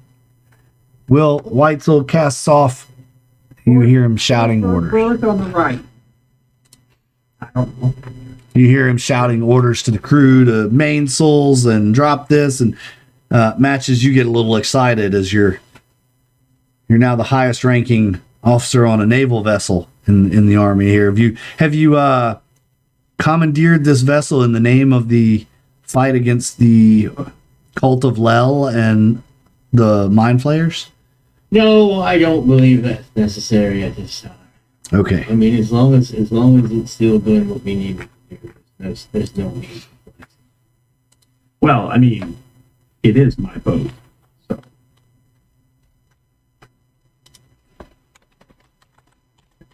Exactly, there's no need.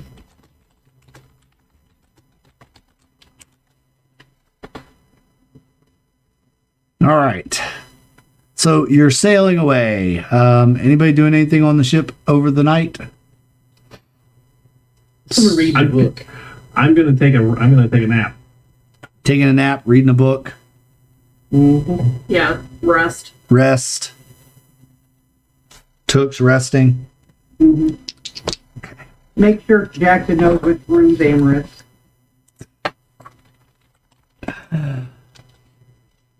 Right on. Since we had to get him on the ship, Absolutely, we did. It's our entertainment for the however long it's going to take us to get there.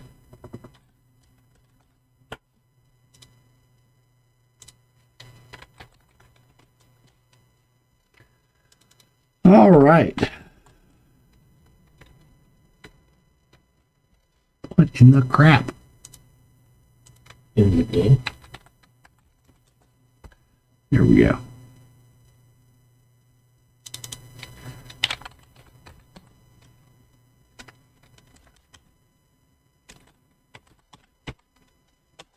Does anybody need a break? Yeah, I think it's time for one. Yeah, we can have a little wee.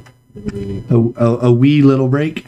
All right, let's do that real quick, and then we'll come back and we'll sail across the ocean. Might be some fast forwarding because it's a big ocean. Y'all are a long way. I'm on a boat. We'll be back, folks. Grab a snack. We're just getting started. Like literally, the episode's just getting started. See you in a minute.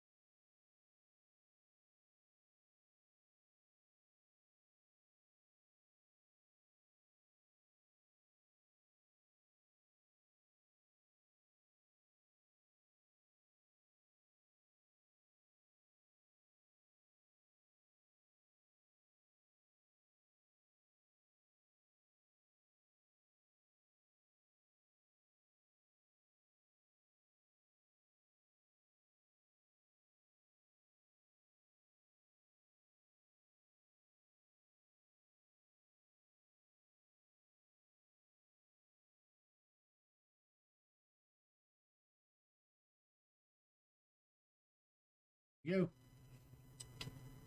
All right, we're back, everybody, from snack time. We've all got our snacks in, refueled, and ready for the second half as we are sailing the ocean blue across the ocean.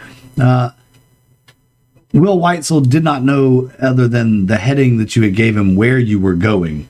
So the next morning, as you all meet, he comes out and says, "So, where are we going? I kind of need to know where we're going so I can get us there." Well, we need you to take us basically to the middle of the ocean. Towards the middle of the ocean. Just hold that heading. Yes. And then I'll That give is you... part of the ocean you can find. Yeah. You're not worried about the creatures in the ocean? What creatures? The ones, the mermaids, they sink vessels. If you get too close to the center, they will overwhelm the sides of the ship. Myth. That's just a myth. Jackson's taken care of the mermaids before, so it should be fine. I mean, I've heard stories. I'm not afraid. I'm not scared. I just want you to know that we could be going into a dangerous area. So, be prepared. According to Jackson, all they're after is a giant orgy, so what's the problem? That's what I'm talking about. We could lose the ship. Besides that, I'm a cat. They're a fish. Natural selection. All right, I'll do what you ask. I just wanted to make sure you were aware that.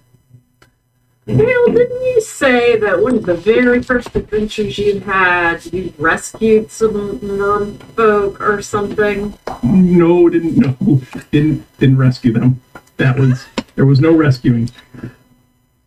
This is running and hiding his tail from them. I did not run and hide my tail from them. I engaged them squarely. It was the rest of my party, save Brata, that decided to wuss out and try to make peace.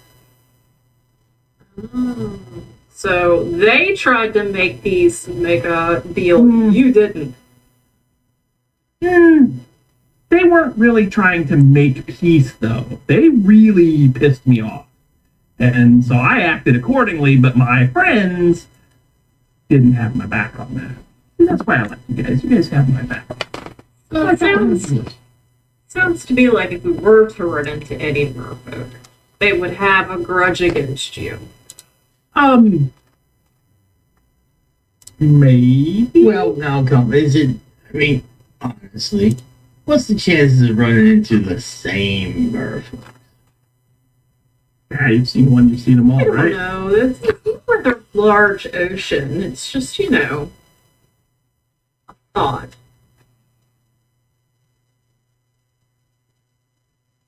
But that's okay. I mean, old Jackson, who feels like he can just go bet anybody he wants, betted some mermaids. Isn't that right, dear?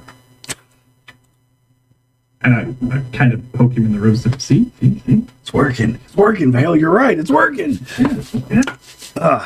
I can swing those mermaids around by the tail. Don't worry about them. I'll protect you, Amaranthe. I was only gone a decade, and you laid all of those mermaids. I thought you would have stayed loyal to me. They took over my mind. I had no idea what was actually happening till after the fact. Only gone a decade. Not how the story went last night. It's quite the story. When I tell tales in the taverns, I always, well, not always, but sometimes I will exaggerate a bit on the tale. Just it's good for the tip, people like a good story. So, where are we going? By the way, I think you said Castow, but if we're going to the middle of the ocean, that's not Castow. That's That's a long way away. it's gonna take a couple weeks to get there. Nope, You guys said you were in a hurry. Not gonna take a couple of weeks. Got a plan. Didn't you say you could like poof and go to places you wanted to go to? I mean, isn't that like one of your superpowers? Only if I've been there before. See, and I've never been to Castow, so I can't go. You've there. never been to Castow? I've been an orphan, man. It's a beautiful city. It's rich. Streets are paved with beautiful stones from all across the realm. Towers. All of it is a lie. No, it's Amaranthe. You should know. You were there. You went to Castow. The city's. Yes, I know, and it is built on a lie. It is all glitter and green, and there's no substance below the shimmer and the shine.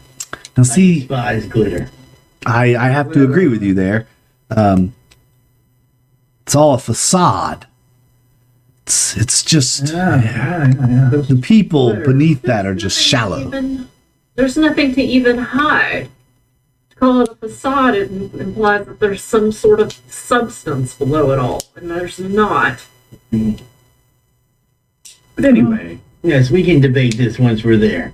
we could debate this the whole way there if we'd like, but we're going to have a rendezvous with our fleet, with our air fleet.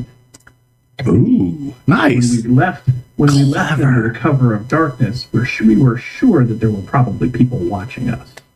So we got on a ship and we started to sail away. We're going to have an airship come pick us up, and that'll get us there a lot. You guys are very clever. Very clever indeed. I knew there was something I liked about you all. Very clever. And please, just pardon Amaranthe and I. We do tend to disagree from time to time, but we'll come around. Well, I didn't know we ever agreed. That's occasionally we disagree. It's not a big deal.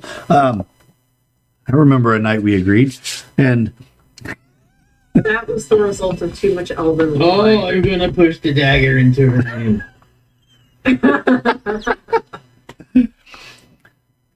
That was the result of too much elven wine. Who drops this other Amaranth?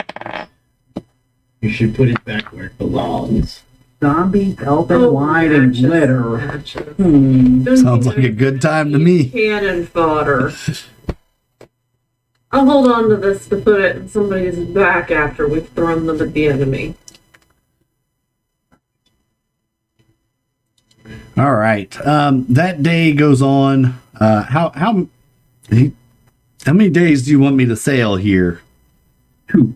2 days. Got it. We're gonna continue sailing the next day. Prepare for Murphy. I'm gonna make sure I have my breathing apparatus and Kind of go off to the side of the veil. You go, if we send him, do you think he might be able to find this person we're looking for while we take care of this so we can I don't know not if deal he with the can- hormones? I don't know if he can find this person or not. More than anything, what I want to have is I want to have someone that can scout a location for me inside the walls. Okay. Because we can't just walk in. And I'm reasonably stealthy, right? But Yeah. never been in there before. And if there's somebody that knows where they're going inside the city, then somebody that's not associated really with the party, then I think Kind of look at you and go, remember, I can change my look. I and I considered that as well. So Yeah. All right. The night falls across the ocean. It is pitch black. The stars shine above, illuminating the sky. It's been a while since you all have been out to sea, actually, to like the ocean. And yeah. Toox has never been out to sea before. And it's quite the unique experience, Toox, out here. And the last time Vale was on the water, he was mind was kind of attacked by the mind flayer that you believe is living in this book, or unliving, as it's an undead, do you think, Mind Flayer? So you're a bit on edge, kind of. So it was a perfectly clear night that night as well. And you're sailing along, just waiting any moment. Something just occurred to me. Yeah. So, as I'm like rifling through my stuff, I come across this sword that I've had in my bag. Oh yeah, I never got this looked at. Oh yeah, you were waiting on matches to come back for that, weren't you? Right. Because I forgot I have identified. Oh. Oops. All That's right. something you want me to identify? Is that what you're saying? Matches, I came across this and I set it in my bag and then I forgot all about it. And I don't even know what it is. And I was wondering if maybe you could look at it. Well, All right. Dale. Now, what does it look like? Let's smell it. I hand him the sword. I'm trying to find my Roll20 page so I can... What sword was it? I don't remember what sword it was. Think through the notes now. Damn it. Right?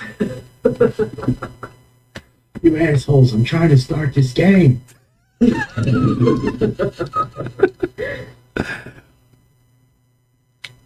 When the DM don't have enough to do, you throw more at him. That's right. Yep.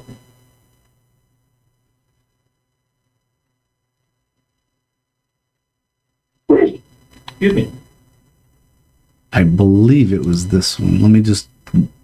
I know I wrote it down, but I don't have my notes up and at me. +2 sword of fish people slain. That would be beneficial. Or was it this one? No, it was not that one. Believe it was the... Have you casted your identifying thing? Yes, I'll attach the alligator clips to it and put on the goggles and start. Bing. That's what I was waiting for. Ah, goes the identifier. Like a little ticker tape. Cool. It is the Sword of Life Stealing. And if you want to look that up in the Roll20, or I can just send it to you in the Discord. I can look it up so that you can do other things. So I've made enough distractions in the game. Sort of like stealing. Okay. And only more distractions to come. I can actually think of one way that you can see if it works.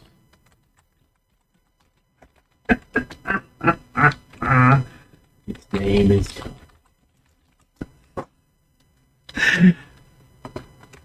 Now matches. Made for be beneficial. Nothing quite like a D-list celebrity to draw attention away from you. Don't worry, when his back's turned, I'll stab him. But we need him for now, apparently. I believe that sword will help you out quite nicely.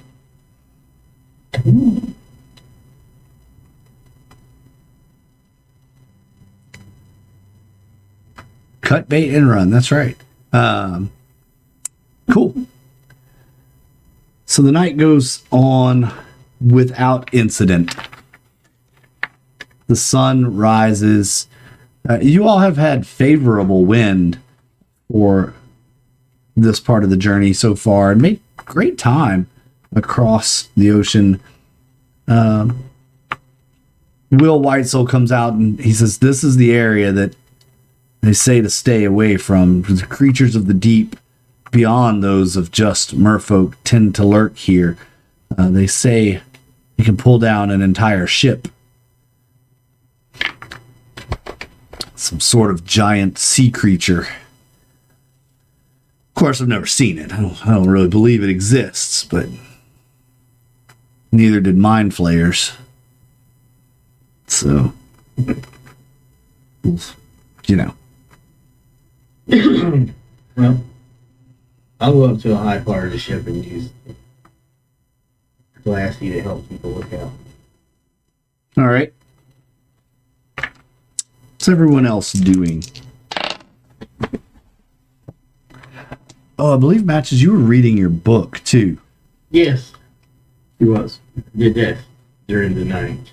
Yes. Let's jump back to that real quick. After you're identifying, then you settle in for the night to read the book.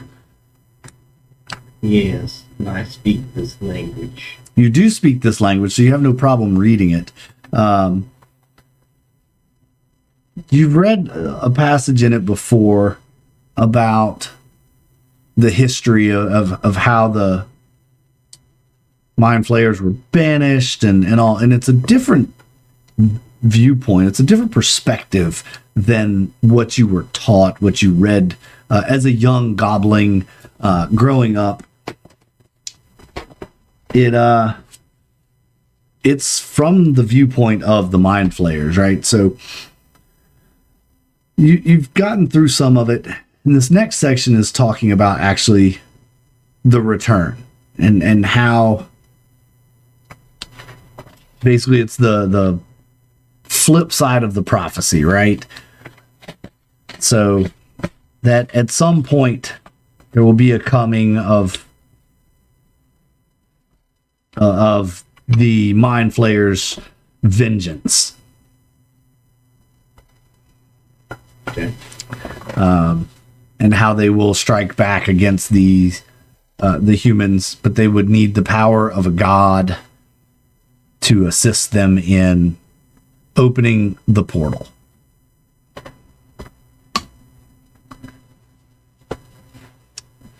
Was there any mention? I'm specifically looking for the ritual and this atmosphere carriage.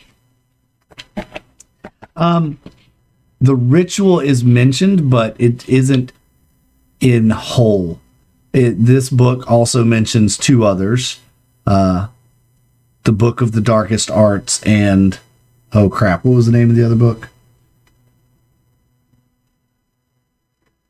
There was the Darkest Arts, the Book of the Flesh, and... The Book of the... You didn't know the name of it. It's referenced in this book as the Book of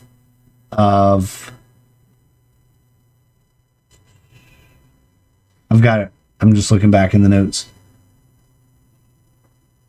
The Book of the Earth. So the first book that you all found was a simple reed-bound book. Covered was made of bark. So that was the first book that they found that referenced the other two matches, and now this one references that one and the Book of the Darkest Arts. It will take all three, the knowledge of all three, and the blood of a god to undo the harm that has been done to our race, basically is what it says. All right, and we have the Book of Earth and the Book of Flesh. No, you have all three. Oh, then if they're all available to me, then I'll try and find them. All right. You're going to need to do that Arcana thing. The books bite. They don't bite me. Come on, open that carriage. Let's see if there is imminent failure. Nope. Ooh. Let's see. Then, yeah, on a 23.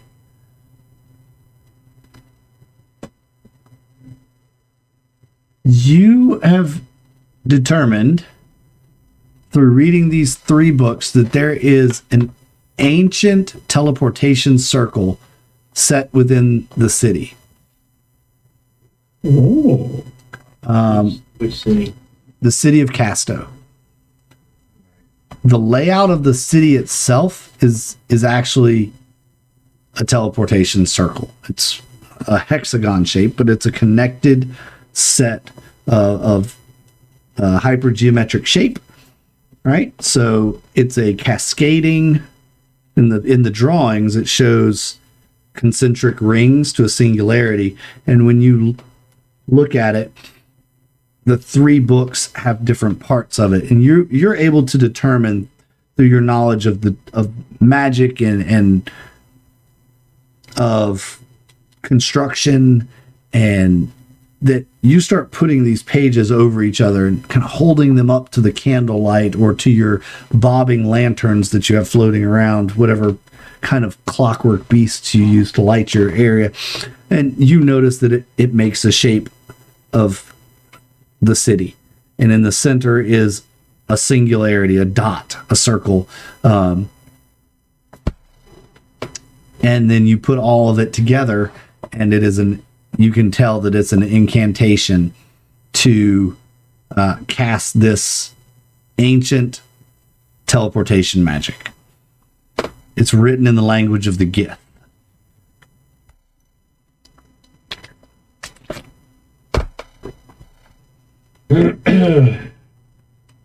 All right.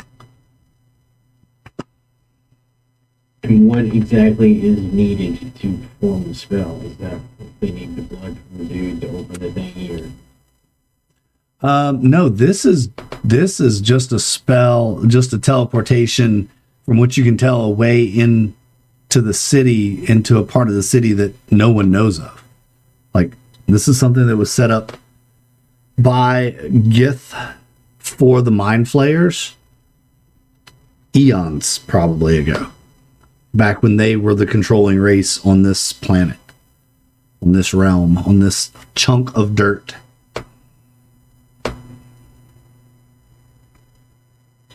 Didn't we ask? So in my mind right now, I'm thinking this is the teleportation thing they would use to bring their people in from the other realm. Mm-mm. No, that's not necessarily true. That this is just it's not a gate. It's a teleportation circle to bring people to the city. You don't know where the other side is. You haven't read anything about that yet. So from what you can tell, this is a standing teleportation ring that allows transportation to what is now Castow, or now the City of Lell.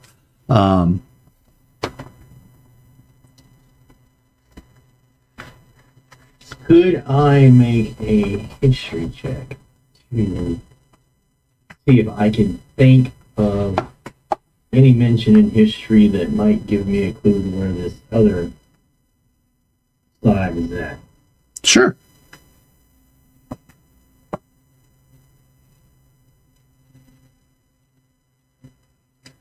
Yeah. Roll history. Oh my. You don't know. You have no clue. No clue at all. Okay. You're a bad gamer. You don't find your dice.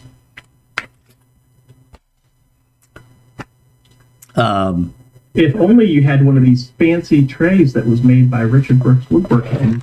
I've been supposed to order one. Blame it all on her.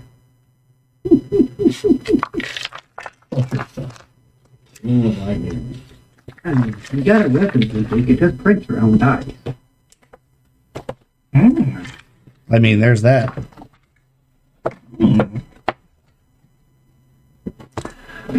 All right, so yeah, not having heard any mention or reference to teleportation circles in history that would be the size of a city, you can't think of a reason why they would be the size of a city. Typically, a teleportation circle is, 10, 15 feet across, maybe 20. They're really not always that big.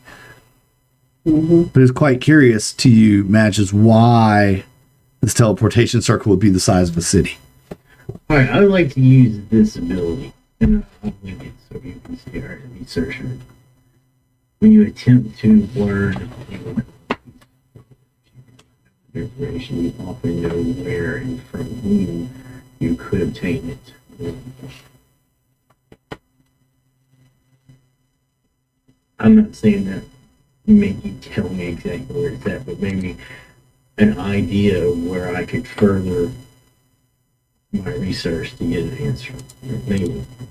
I mean, if anyone would know, you think it would be Clarissa.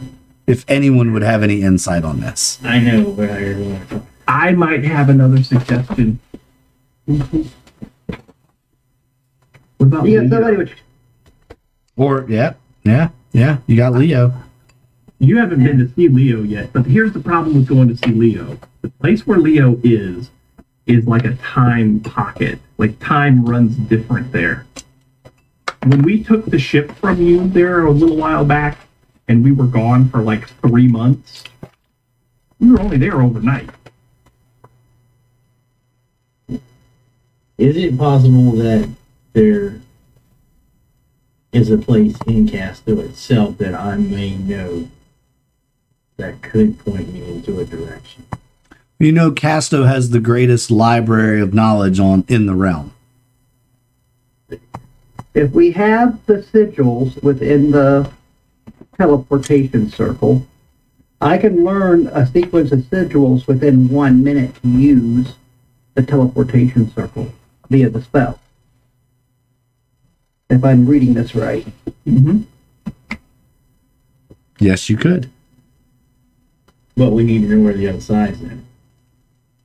I think Anyone who can use teleportation, as long as they know the sigils, they can draw the circle, and it will take them to the other end. Well, no, I'm saying like we really want to know where the other end is at. Through there. So that's the thing. If you get to that teleportation circle, then and you try to recast and go wherever it goes, it'll take you to the other end. Yeah, I'm gonna use some Minecraft. See, several times I open that nether portal and it dumps me out to the fucking lake. Right.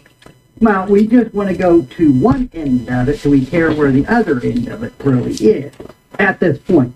I mean, we do, but We could Right send now- Jackson through. There you Send go. Jackson See, this through. is thinking with your head. It'd be a grand adventure for him. He would love it, and we may never see him again. send him one way, the way we don't know, and send us the way we know. I mean, we need a back door in. Here's our Well, back door. He'd have to come to Castow with us, and then we could send him to the other end of the Yeah. circle from there. Oh, and I forgot I have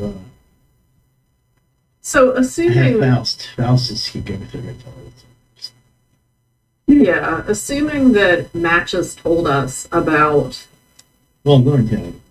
yeah, then could we make a roll for history to see if anything Sure. occurred to us or yeah, anybody. Yeah, if he's going to tell you all this, then anyone can make that roll. I'm not Can I just roll telling you. Arcana to see if I could figure out a way to know the two ends of it? No, I don't think you would be able to determine the other end of it. History check or Hold on, I gotta tell you. knowledge. I gotta tell you how we do it. Like, I'm setting the room up. There's like a chalkboard, and I've got like math equations and all kinds of like shit drawn on it. And I'm explaining it, and it's way overworked. And it's like, now, By having Black Razor on me. Oh wait, never mind. I use that Black Razor thing just for the rolls. I'm like, what the heck is that? I've never seen it before. So just normal. I'll try. Vale has no clue. I rolled a 1. I feel as though my history of the realm is probably high school level. Well, we have several avenues we can go, so I say we just get there. Yeah, I mean, if Toox can get us Yeah. to that point, we're in the city. We're in. And then guess what? I've been there. I can always get us back again, even if Yep. Toox can't. Right? Right. Yep. I also had little sandwiches and refreshments made for when I'm going over it all. Okay. So I need a place to start drawing on the floor, I guess. On the deck of the ship, sure. But take 1 hour or 1 minute of studying, then however long it takes to.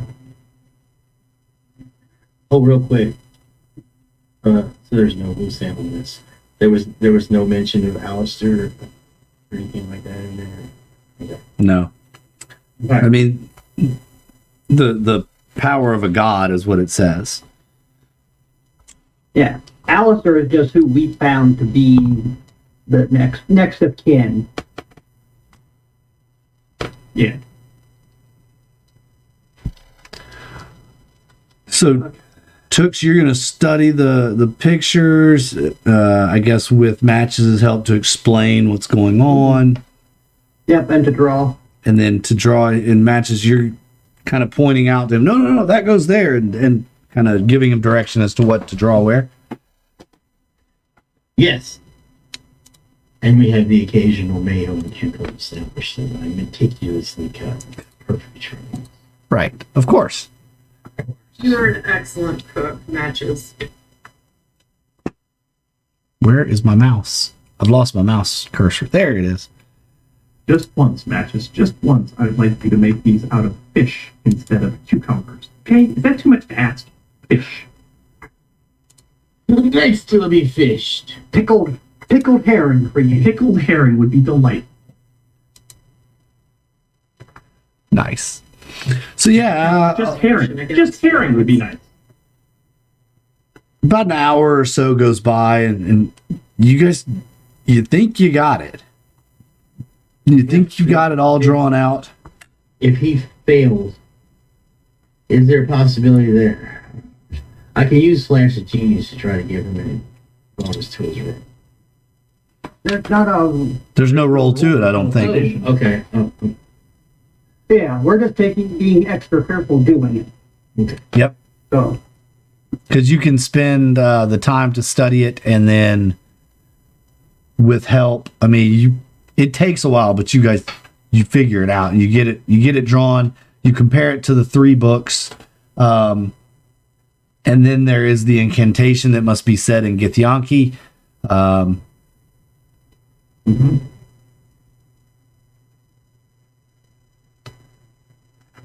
So, whenever y'all are ready. okay, are we? Should we let the people who are going to pick us up know what we're doing? Before we I will send a message saying mission plans have changed. Continue your part. You just won't be picking us up. Still rendezvous at the prescribed place and time 2 days from now.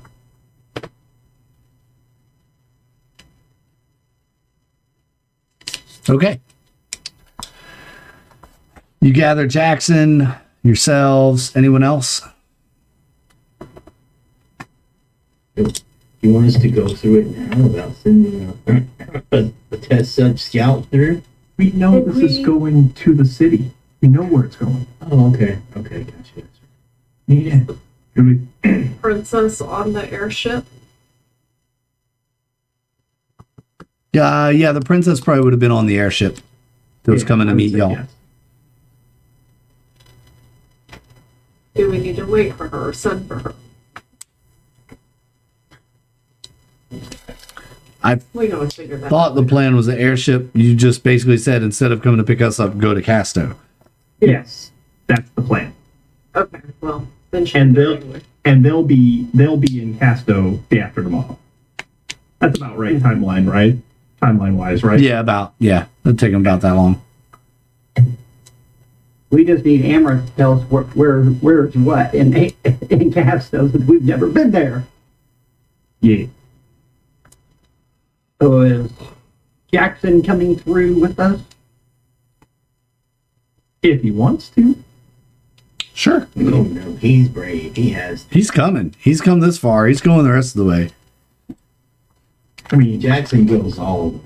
He's the mighty Conway. the love of his life is going into imminent danger, so obviously he's going to be following up. Yeah, because I have spell story. Mm-hmm.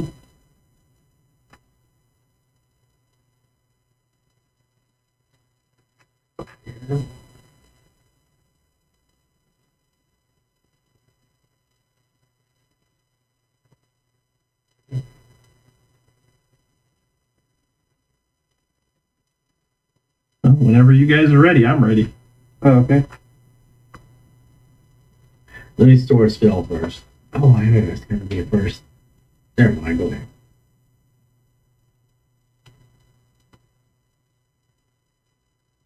I thought I could throw like a big hitter in there. All right. Y'all ready? Ready as I'll ever be. Say the magic words: abracadabra, hocus pocus, and alakazam. A bright light, erupts as the circle opens, closes, and you open your eyes. There's a sort of haze just covering the air. You smell it. It smells like smoke and fire and soot. There, you look around as your eyes adjust to the area, and there are bodies on the ground. You hear shuffling about. It's dark and dingy, but you know it's daylight because the sky is bright, but there's just smoke and haze filling the area. This doesn't look anything like the Castow you remember, Amaranthe. There is a pressure in your heads. It just starts to build, and then your ears begin to ring. And it feels heavy in the air, like there's a great presence here. Ooh.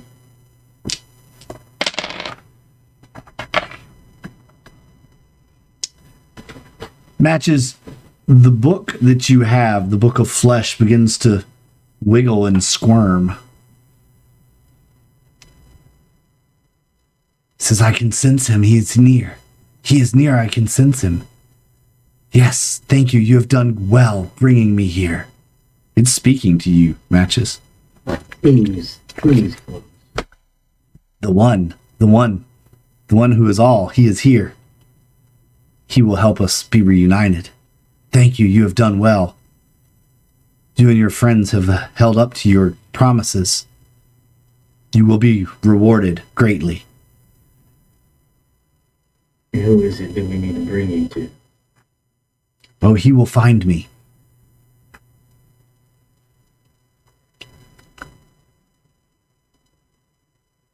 The once gleaming towers that were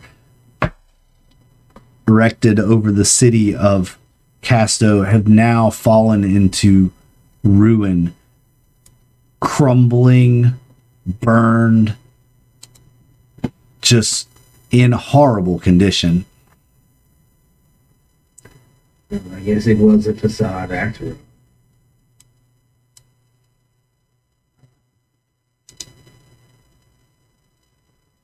Alright, I guess I better not keep that a secret. Well, apparently, this is where the entity in this book wants to go. And according to it, that which is seeking it is here and will find it.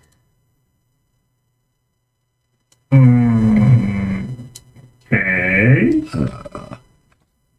So Are we in the center of the city? Yes. As you look around, you can tell that you are in the center of the city. A large, multi-level tower stands near you. I don't know why the scale is off all of a sudden. It was working fine before, and now it's not. Let's see if I can scale you guys down. Hey, there we go. Ah! So are we in the tower, or are we No, you're outside on the ground. You hear shuffling about. There's water splashing nearby you. Sounds like perhaps a fountain of some sort. Actually, you know what? Let me put you on a different map since you're in the center of the city.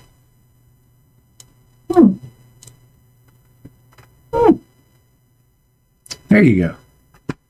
And we'll show the map to the viewers at home as well. Shh. Burr.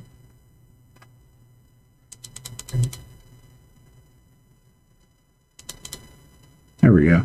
Maybe they can see that now, I hope. Not yet.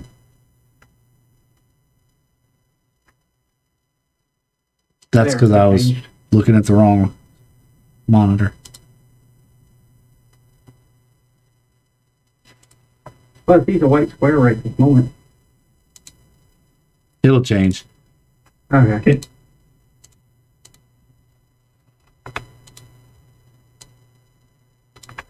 There we go. There we go. In the center of the city of Castow, surrounded by a small wall, a great tower in the center. There are two small structures on the lower end. Your eyes adjust to the haze and the smoke and the smells and the ringing and the pressure in your head. It's all a bit overwhelming, but it begins to adjust.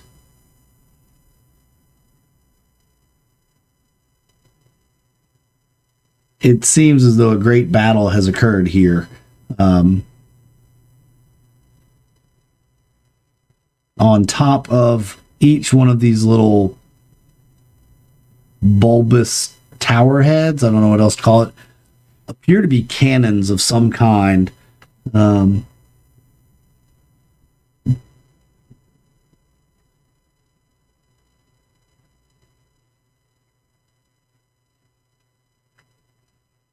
You've found your way into the heart of Castow.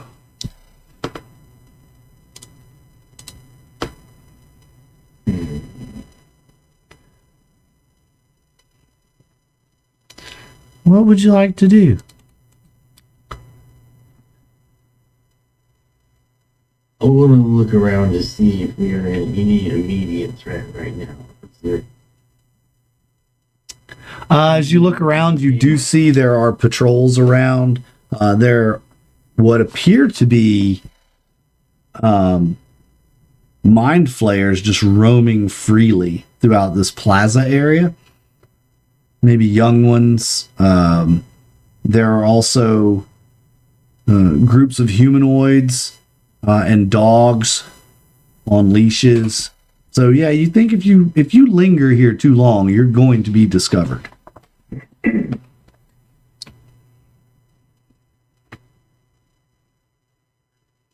All right, and Do the people walking around have armor and weapons on them? Well, the mind flayers don't, but the humanoids do. Okay.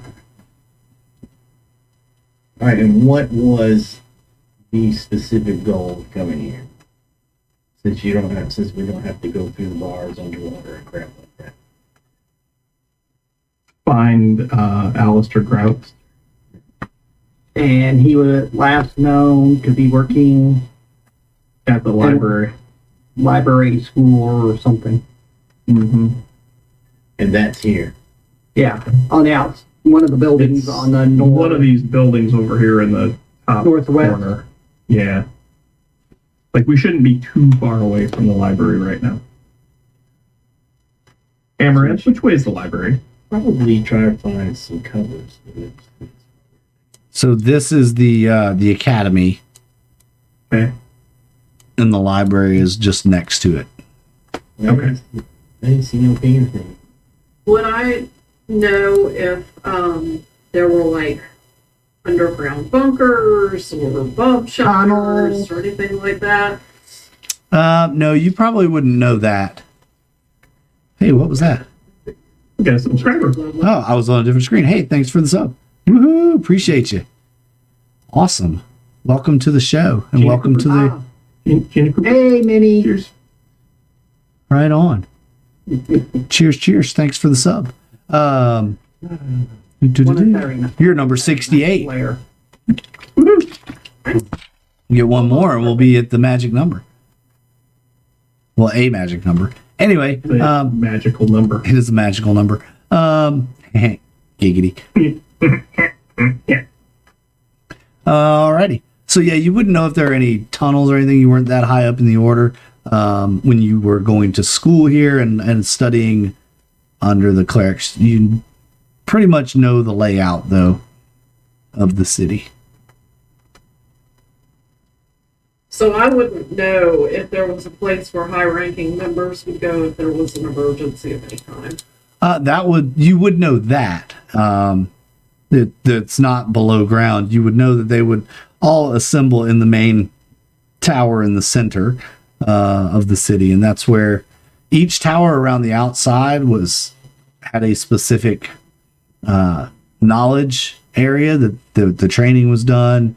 So there are 4 towers around the outside, and then the center tower was where the higher ranking people, the secrets of the order were kept, all of that good jazz.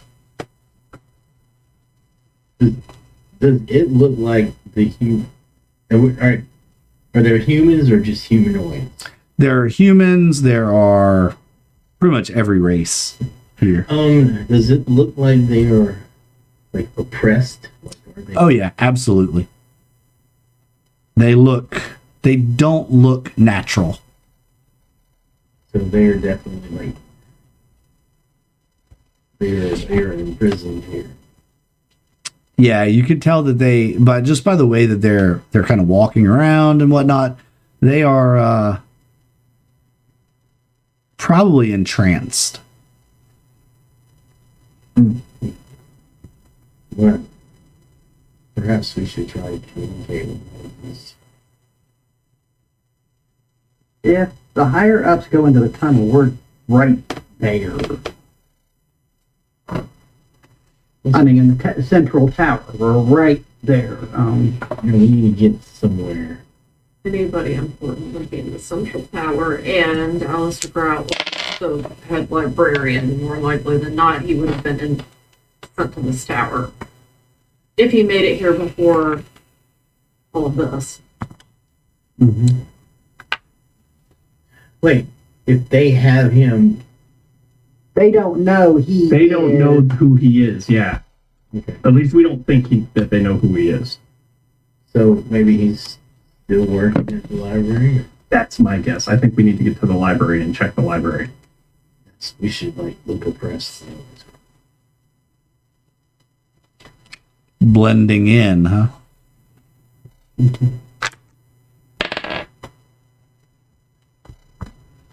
Well, like a peasant for my Bible. So I know that when we left the tavern last night, I can't say that because we were at sea for a whole day. Never mind, forget it. Yeah, we wouldn't have left litter and zombie death on us. I don't. No, No, I don't think you would.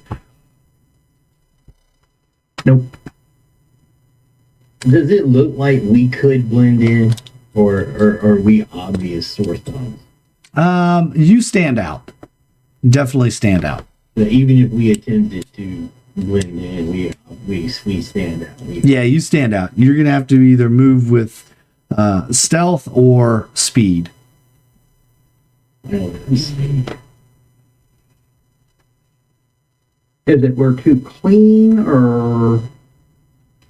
I mean, we got all our teeth covered in scars and I want to say that in this city, they're gonna know who I am. Oh, they probably know who all of you are if they're of note, if they're anybody of note. Well, then they know who the hell Bash is. This is what I'm saying. Yeah. They know you all. You all are known to the enemy. So Do I see a guard around us? Let's take cover. Let's at least take some. Yeah, let's try to take. Yeah. all right. Maybe we can do like a group body check or something. Absolutely. I'll give you guys a there's a fountain right there with a little wall on it. You can kind of find a little corner to hide in. I'll give you a group hide check. Sure. Who's got the worst hide? I mean, I just rolled 27. Well, sure you did. For a group, the majority of us have to make. Yeah. Yeah. What is the? There is no Stealth. hide. Stealth. Stealth. Oh, okay. Yeah, it's stealth. Sorry, that was my 7th Did I edition roll Call of natural Cthulhu. one? You did not roll a natural 1. You rolled a 2. I didn't even see me cover that. Oh, there You you got a total of 8. Yeah. All right. Matches at 20. Yeah. Well. Amaranthe at 15. I mean, I think y'all are able to kind of huddle down and hide, survey the landscape, and see what's happening. So as you're watching this, you could tell that the groups that you see are patrolling. They are moving in a set pattern. It is very organized, very straight. They have not seen you. They've looked directly in your direction, but they don't appear to have seen you. okay. The two small buildings down at the bottom are heavily guarded. Actually, one of them, the one on the far side of the tower, you probably can't see from where you are. This one you probably can't see from where you are. This one looks heavily guarded. There is a large iron fence surrounding this building. It's been bent and trampled pretty much to the point where it no longer does its job. The building itself is black stone and blue metal, similar to the blue metal around. It has many marks on it, blast marks, magical attacks. You can see what looks like just anything that you can think of to crack this thing open. Amaranthe, what is that building below us, just south of us, all tore up? Since she's been here. That is the tomb of Jamal. I have a question though to answer. All right. Just so I'm straight. Do they need these books or this book to complete this ritual? Like, what did They need information out of it, yeah. Okay, so Yes. Just like you all would need information that's in those books to do what you need to do to stop them or to help them, whatever you want to do. all right. I like this is a shot at Gar, so I don't. What I'd like to do is, can I, like, if I look at this book using my wand of magic deck, could I use Arcana to see if, like, it's transmitting, you know, like, if it's connected somehow to someone? Like a ley line connecting it to whoever's trying to find it? Yes. You could, yeah, because you could use that to see magical energy, right? So Yeah. you would be able to see if it was emitting anything or receiving anything. Sure. All right. So would you still like me to do Arcana or just look at the board?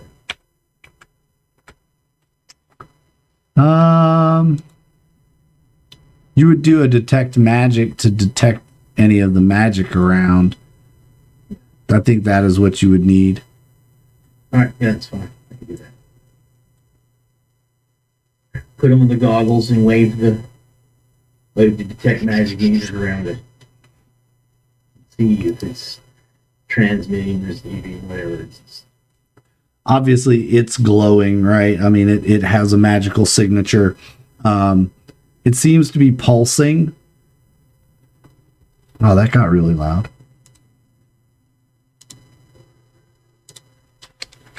On 2.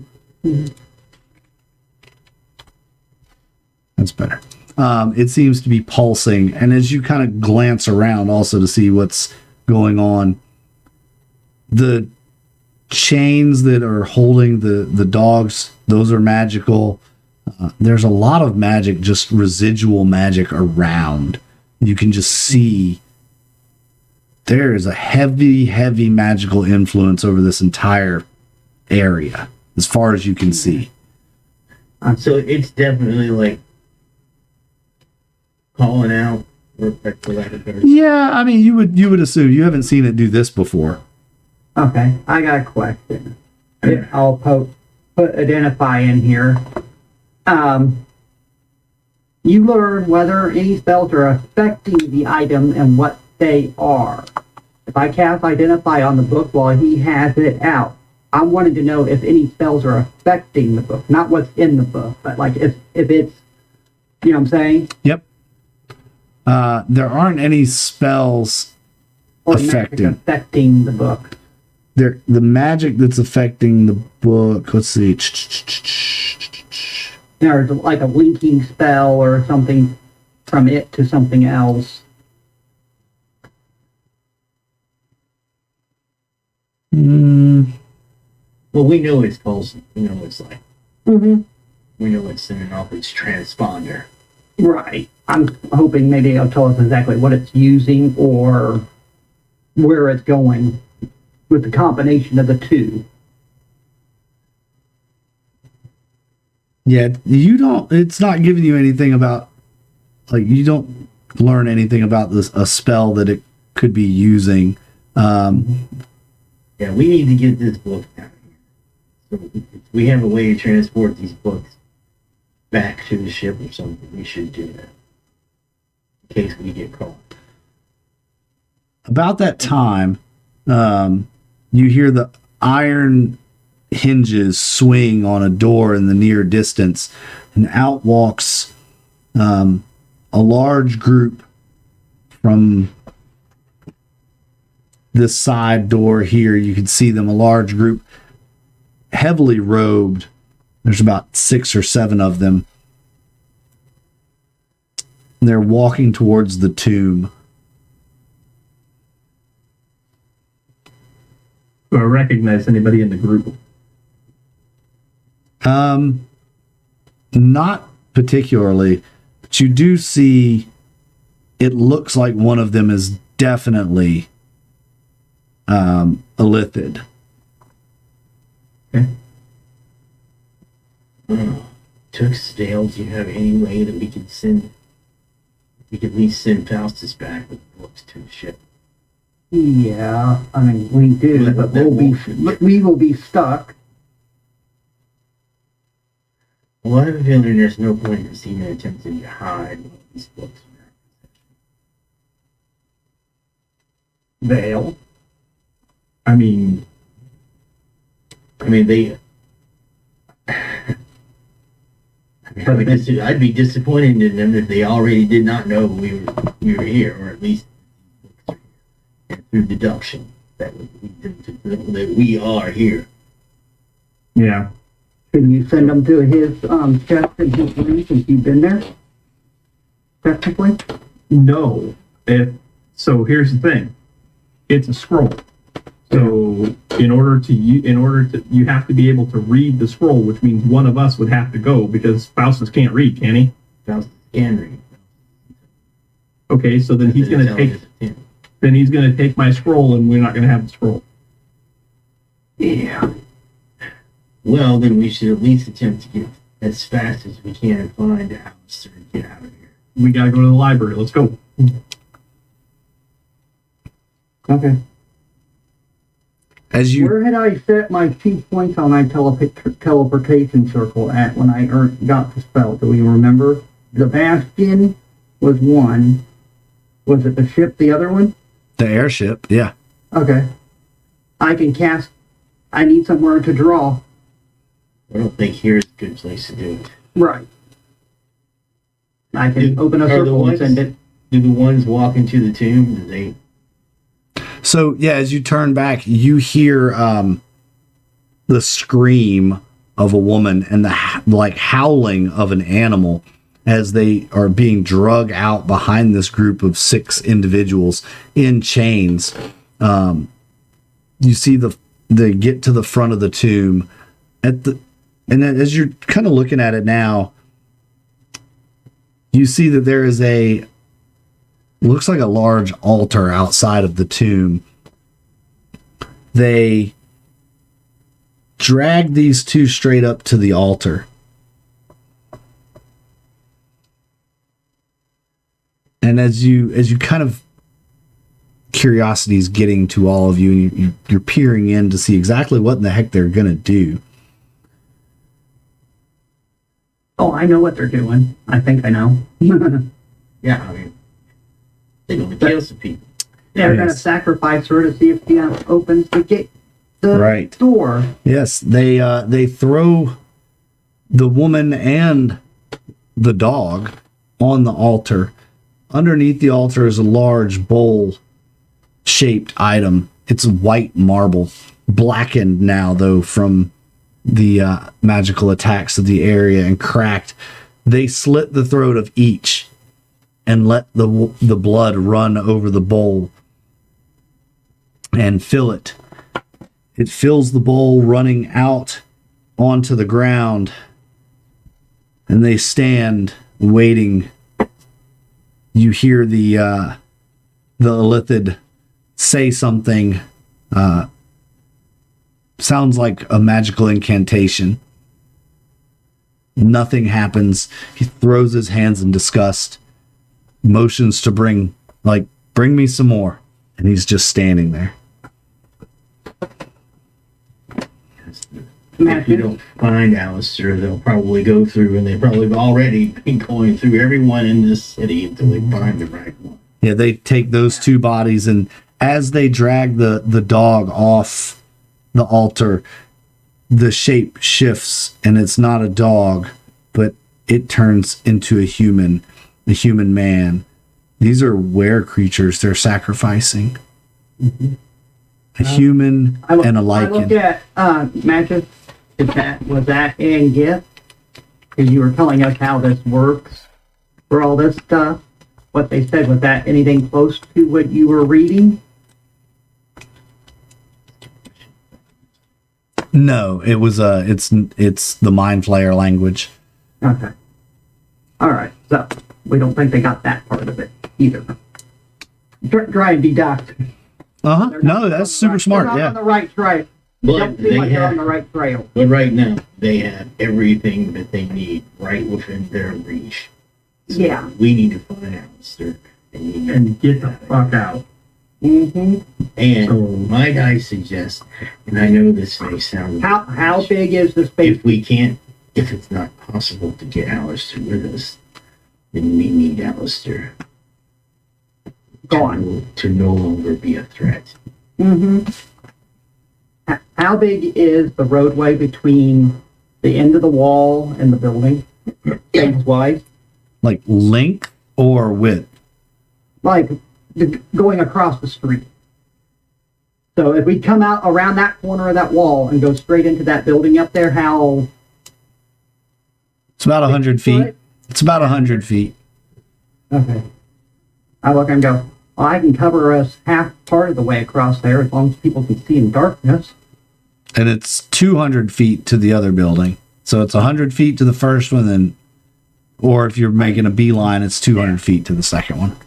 Yeah, I can cover 60 foot across there.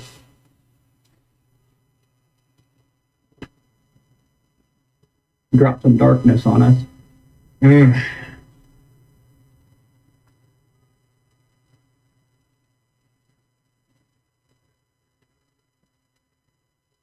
I mean, I can literally get across there in one turn. Well, almost. I can get 90 feet. Well, I can invisibility myself. Yeah. Could do that too. I can do it to one. I'm just really sneaky. Yeah. I'll be right back. Okay. How far can I go with that?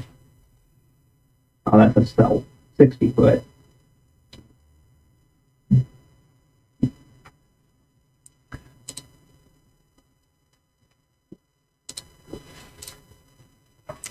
What are y'all thinking? I think we need to get to the library. Yeah. Oh, the academy's the closest. We can get in there and then slip across. If we can get to the academy building, then we have an opportunity to at least be a little more sneaky to get to the library. So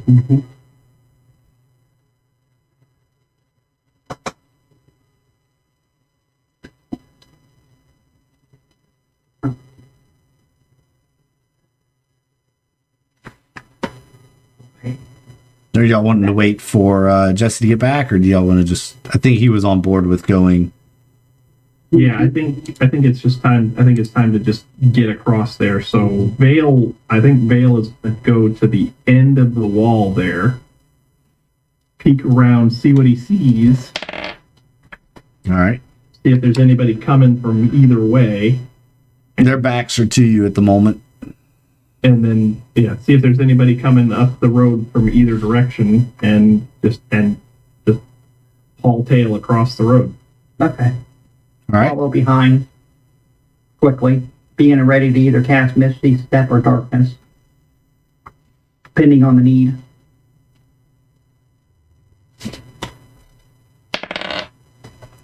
All right, Vale, you make it across. Are you dashing? I might as well. Well, I mean, if I can, let's see, that's 5, 10. Are each one of these squares 5 feet? No, they're No, it's 100 20. feet It's across. 100 feet to the building. Okay. It's 100 feet to the building. Okay. Yeah, well, I mean, I only got 30 feet of movement, so I'm going to have to dash. Actually, hold on a second. I might have something else here. Hold on 1 second. Feline agility. Yeah, feline agility. If I do that, I have to be in combat. So not in combat. Okay. So yeah, 60 feet. That's all I got. 60 feet. All right, you make it 60 feet across. Toox, are you right behind? Yep. Dashing? Yep. Through the 60 snow. foot. All right. With the I'm ready to cast Darkness or Misty Step. All right.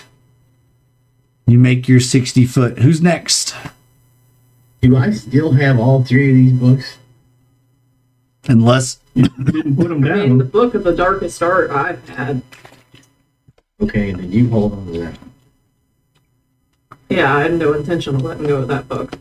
And Vale got the other book, didn't he? I do not have When I was any- studying them, I was looking at all 3 of them. Oh, yeah. I don't have any of the books. Okay. I mean, if you want to split them up, somebody else can take one. The only book that I had was the Book of the Flesh that I stole from Matches's footlocker, but he's obviously got that back. So yes. So who's next? Amaranth or Matches? Alright. I wish I could put invisibility on this boat. But I need concentration. Alright. Bing! Make myself invisible. Matches is invisible. All right. Right? Cranial, I guess. cranial photon deflecting infiltration headband. Yeah. Nice. I'm going to dash then. All right.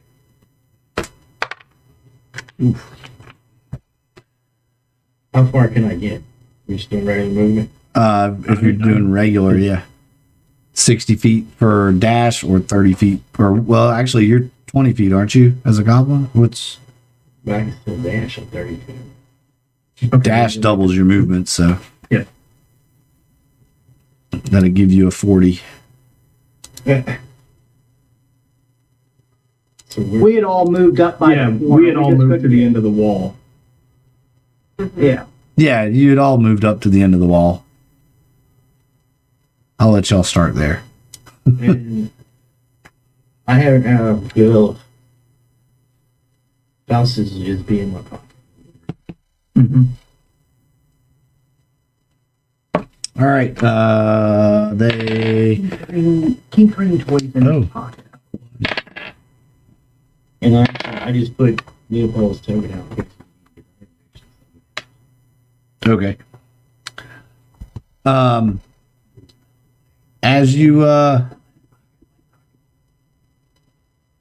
you all get ready to make your next move, you hear a shout from kind of the roadway as. Dang it. I'm on the wrong map. Hold on. Let's move y'all. Since we're going to the bigger map, I'll move y'all back over here. Yeah, look at this. Oh, wait. I have to get on the right layer. Poof. Has this group. Come on. Okay. Just to be a one token. Make life easy. Or Why is this not?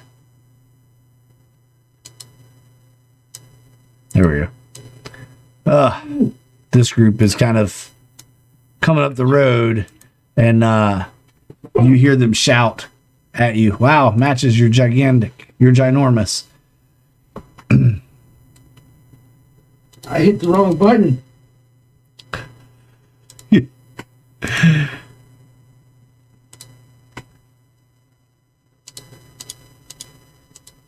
Kind of zoom in a little bit here for the. There we go. You hear them shout, and a few start running your direction. These are. They look like they're undead. They're just shambling, running. And the one in the front is shouting out, "After them! After them!" I said I had it ready, so Run to the library, run. Yep, running. running, dropping darkness between us. Okay. That'll be helpful. Mm-hmm.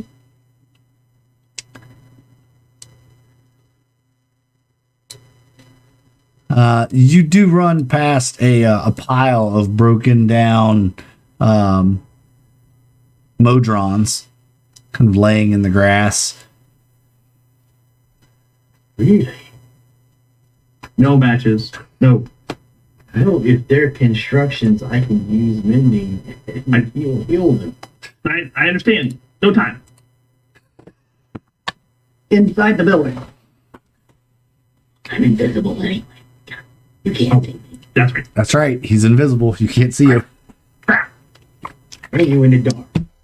All right. No, the darkness no, is we're between not. us Yeah. because Well, I nobody, am going- none of them would be able to see because I have devil sight, so I can see through magical darkness. All right. They get into the darkness about the time you all are getting to the building, and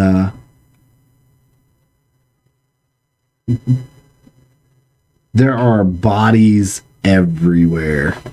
Mm-hmm. People slain. Is definitely there was a fight here. As you enter the foyer, it was once a beautiful building. Amaranthe, you remember it fondly. You spent many hours here studying, and you remember the beauty of this building. The end of the foyer, there are these two large wooden doors. Now they have been kind of shattered and broken. Did you get to them and kind of pry them open to get in? You see a destroyed library. Shelves everywhere on the first floor, books just pulled and thrown to the four corners. Obviously, searching for something, whoever ransacked this library. They may have found what they were looking for or not. You really can't tell. There is an... So we're I don't think they did. so we're in the library now. Yes. All right. As soon as we're in the library, Matt Vale is just gonna say, kind of loud, Alistair Grout, if you are here, you need Please to show stand yourself up. because we're here to help. Well, Oh. Help is can come in different ways. and that's We're here to the help. other thing. We're here to help. Yep. Whatever that means. Take it how you want, right?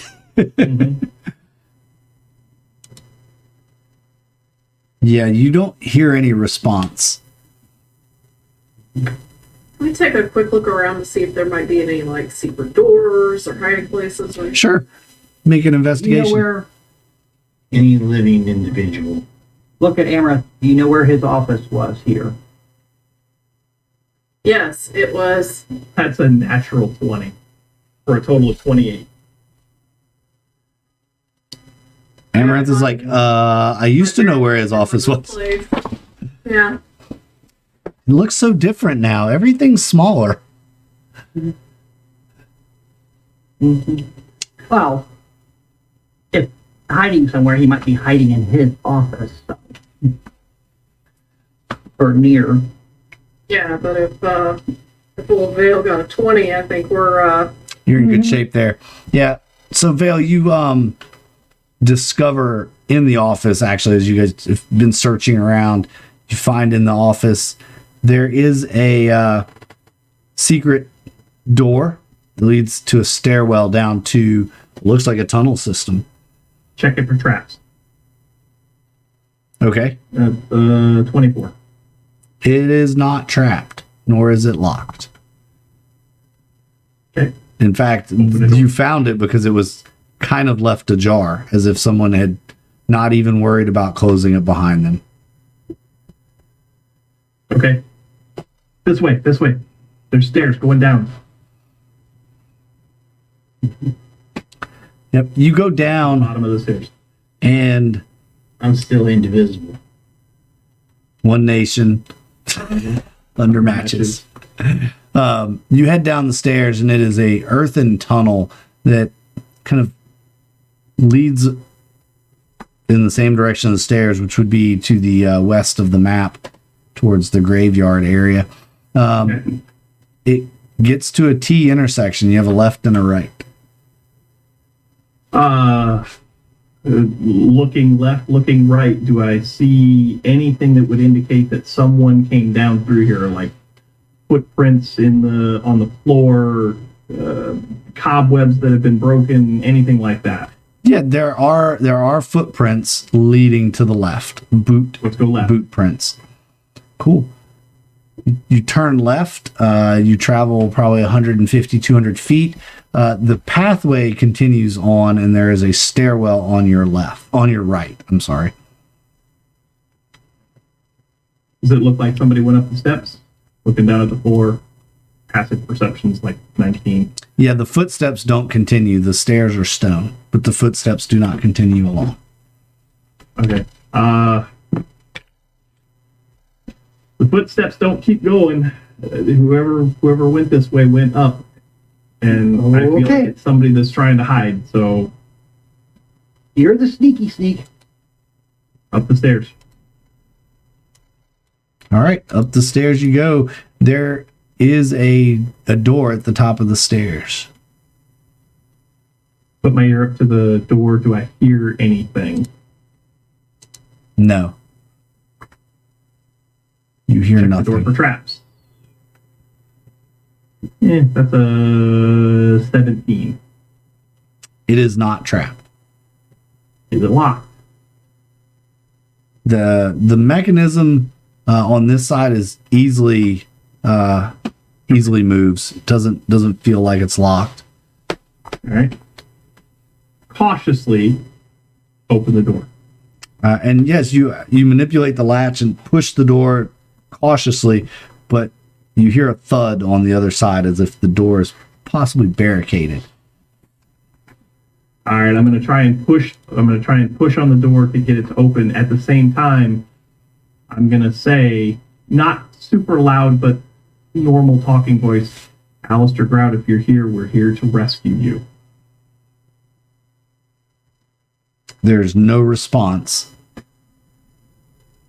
Go ahead and make a strength roll. Strength is going to be... You need help. Max got 19 strength.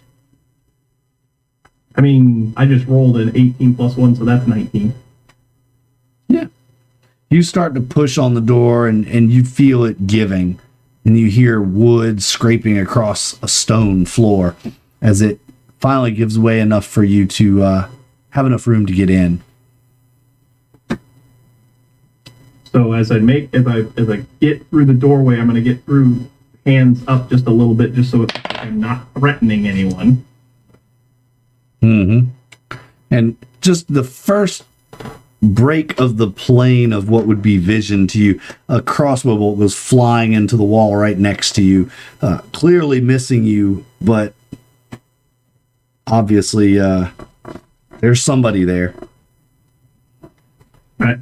I mean you no harm. I swear to you, I'm here to help. Who are you? You hear a man's voice say.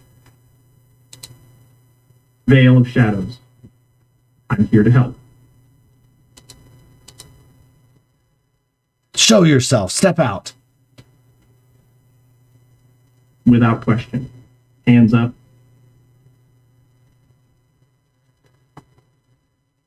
Well, you're not what I expected to see. You're a tabaxi. Yes, I've been told I was a tabaxi on numerous occasions. Yes. How many are with you? I have 3 others with me. And why are you here? Are you Alistair Grout? We are here to help. What is help? We know who you are. We know why you're valuable. We want to get you out of here, away from this place. Why would you want that? Because you can't be here. I must be here. You can't be here. You can't be here because of who you are. But if they find you, it's game over.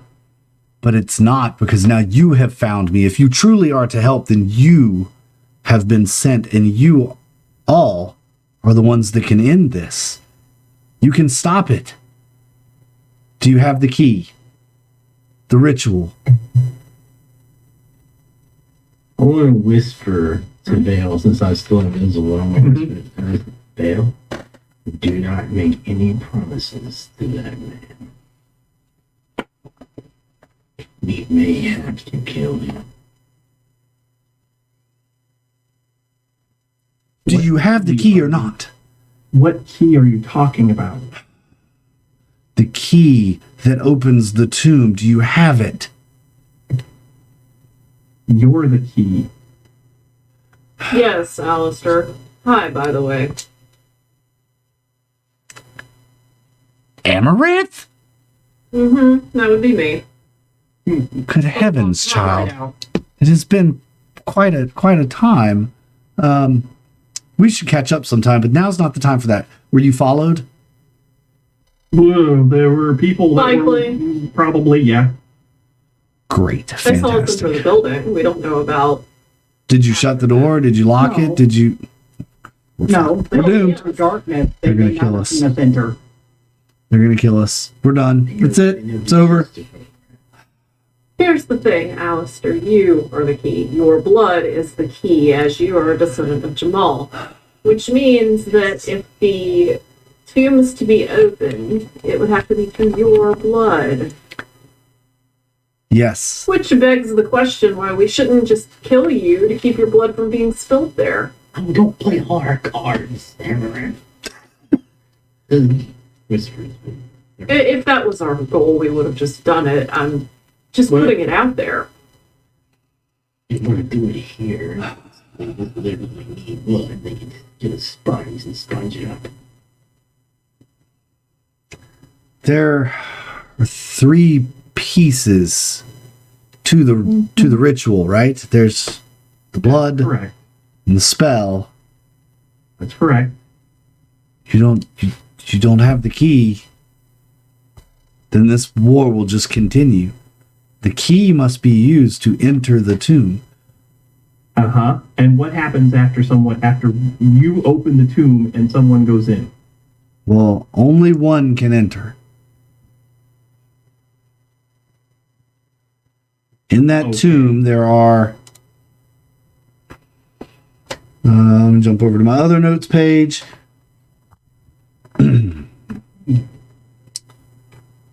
Tomb of Jamal.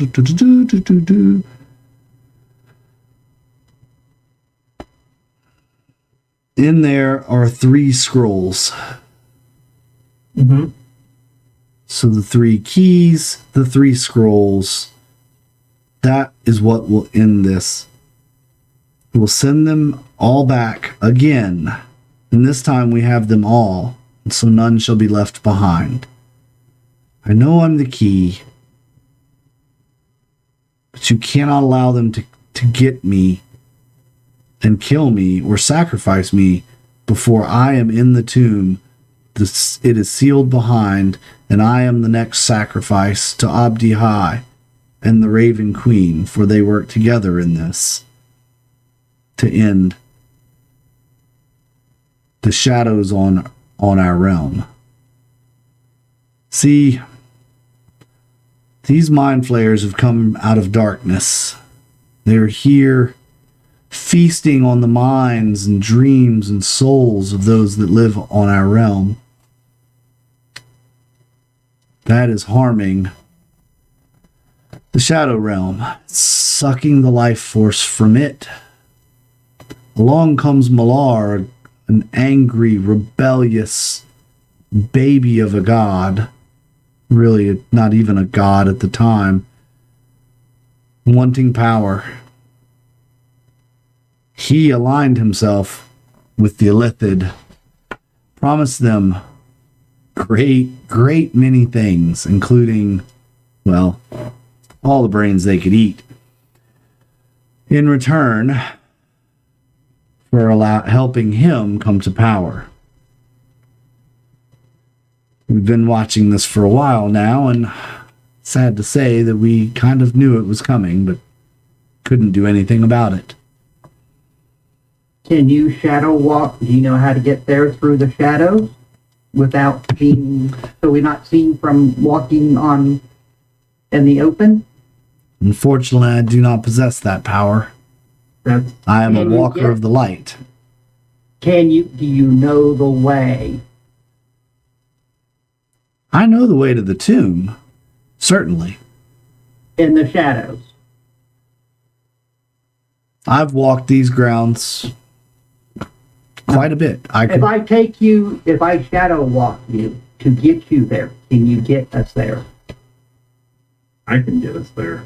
To the tomb? Sure. Do you wait? Unless I'm totally missing something, getting him into that tomb is not good. It may be the only way to get rid of them for good. If we get him to he said one person could enter. If we get him to the tomb and one of us gets in, we can end this. Do they have a schedule for the sacrifices they are doing? I don't know. I've been here for days. I hid here, and I don't really know what's going on. I've heard explosions. I've heard the crack of stone. I've seen flashing of lights. Sacrificing people at the tomb, trying to find the blood to open it. Well, that doesn't surprise me a bit. Sounds just like something these dark-minded creatures would do. They've enslaved the entire city, forced the farmers on the outskirts to build airships for them to defend the skies, Now, I happen to have it No, somewhat direct authority that the Illithid want to open that to release a god. Unless I, the player, am misunderstood. No, that's yeah, they want to release Malar Malar. and open the gate so they can freely travel between the two. Mm-hmm. But that gate can also be used to send the Illithid away. It all depends on who gets in there and what their purpose Right. is my interpretation. And I turned to Alistair and I say, is that accurate? But don't they already have a way in here? No. No, these No. are the ones that were have- here already. Yeah. The mind flayers were banished from this realm 600 years ago. They apparently a small bit of them were left behind secretly and intentionally to one day spring forth an apocalyptic event to come back and take over our world. Right, is this individual telling us the truth? Or Make an insight check. I'll make one too. Ooh, that's not good. Ooh, that's a good one. It's a good insight check. Yeah. Mine was Amaranthe, you know him. 5. Wow. Yeah, matches, and you're pretty confident he's telling the truth. He doesn't look like he has much reason to lie. Amaranthe, you know him, and you have confidence that he's telling you the truth. This man never lies. He never did. He's one of the best of the best, as they like to say around here. With honors. Is there a place where we can see the square from within here so we know when they are not there and then we can get you there? Actually, how do you feel about the people on the other side? Like, all right, apparently I'm not too articulate right now, but what I'm trying to figure out. Okay, is he not a member of the Order of the Sacred Grove? he is a member of the Order of the Sacred Grove. He's a high-ranking member of the Order of the Sacred Grove. So, if we let him in there, and if he is a true believer that you folks and people like me and those back home are garbage, what's to stop him from carrying through the Order of the Sacred Grove's great plan?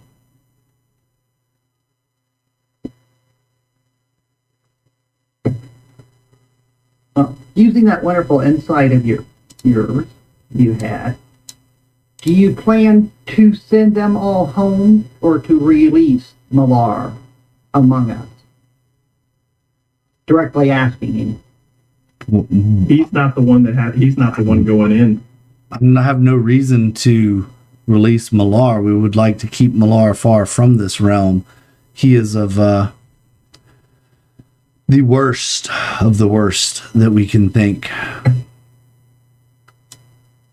And I look at both Matches and Toox and I say, he's not the one going in. He has to die to open the door. No, he has to bleed to open the door. The size of that pool that they're collecting blood in, I think he's got to lay it all down. His ancestor had to lay it all down. I suspect he's got to do the same thing. I would have to be a sacrifice to Abdi High. So you would sacrifice yourself to let one of us, whom you don't know, go in there and do whatever we feel is the right thing to do. I believe the right thing will happen, for I believe in the good of all of us, even those who are less savory than others and perhaps have done some misdeeds in their life. You have a shared responsibility to protect this realm. We all do. It's our home. And yes, I would sacrifice myself if that's what it meant to save Castow and the rest of the realm. Is there a large glass bottle in this room? A large glass bottle? No. Uh, large container. not large. There's a small wineskin that he has with him. He actually looks pretty thirsty and hungry. He has been here for days. There's a bit of bread, Oh. but Yeah. No, kind of set a sword down and go and look at the skin. Bleed, if you were true. Before we start, Joanna, can I have a moment with my friends here, please? If he's willing, he will sacrifice himself if it's true. Something just doesn't feel right. What is it that doesn't feel right? Just seems like we're missing something. I mean, Either way, if we have this his- destiny and fate and things like that, there's still pieces missing here. Like what about If McLovin? we have all the keys, we can decide what happens to those keys, whether they're used now or later. The only key we don't have is his blood. Yeah, but we need all of it. What? Matches, what is it that concerns you specifically?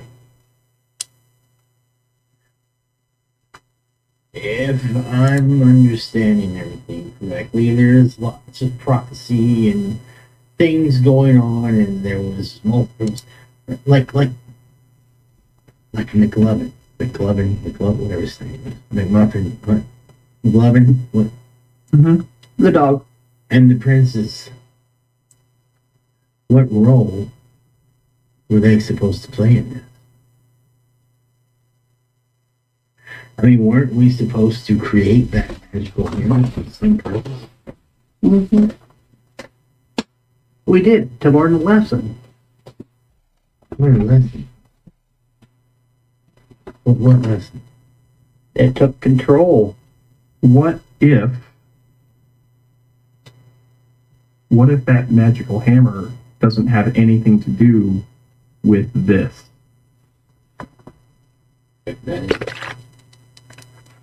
What if that magical hammer is a whole nother problem other than this?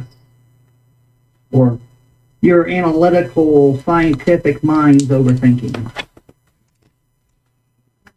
Talking to the artificer. God bless. This is only going to take care of one enemy, not all enemies. That hammer could be for other enemies.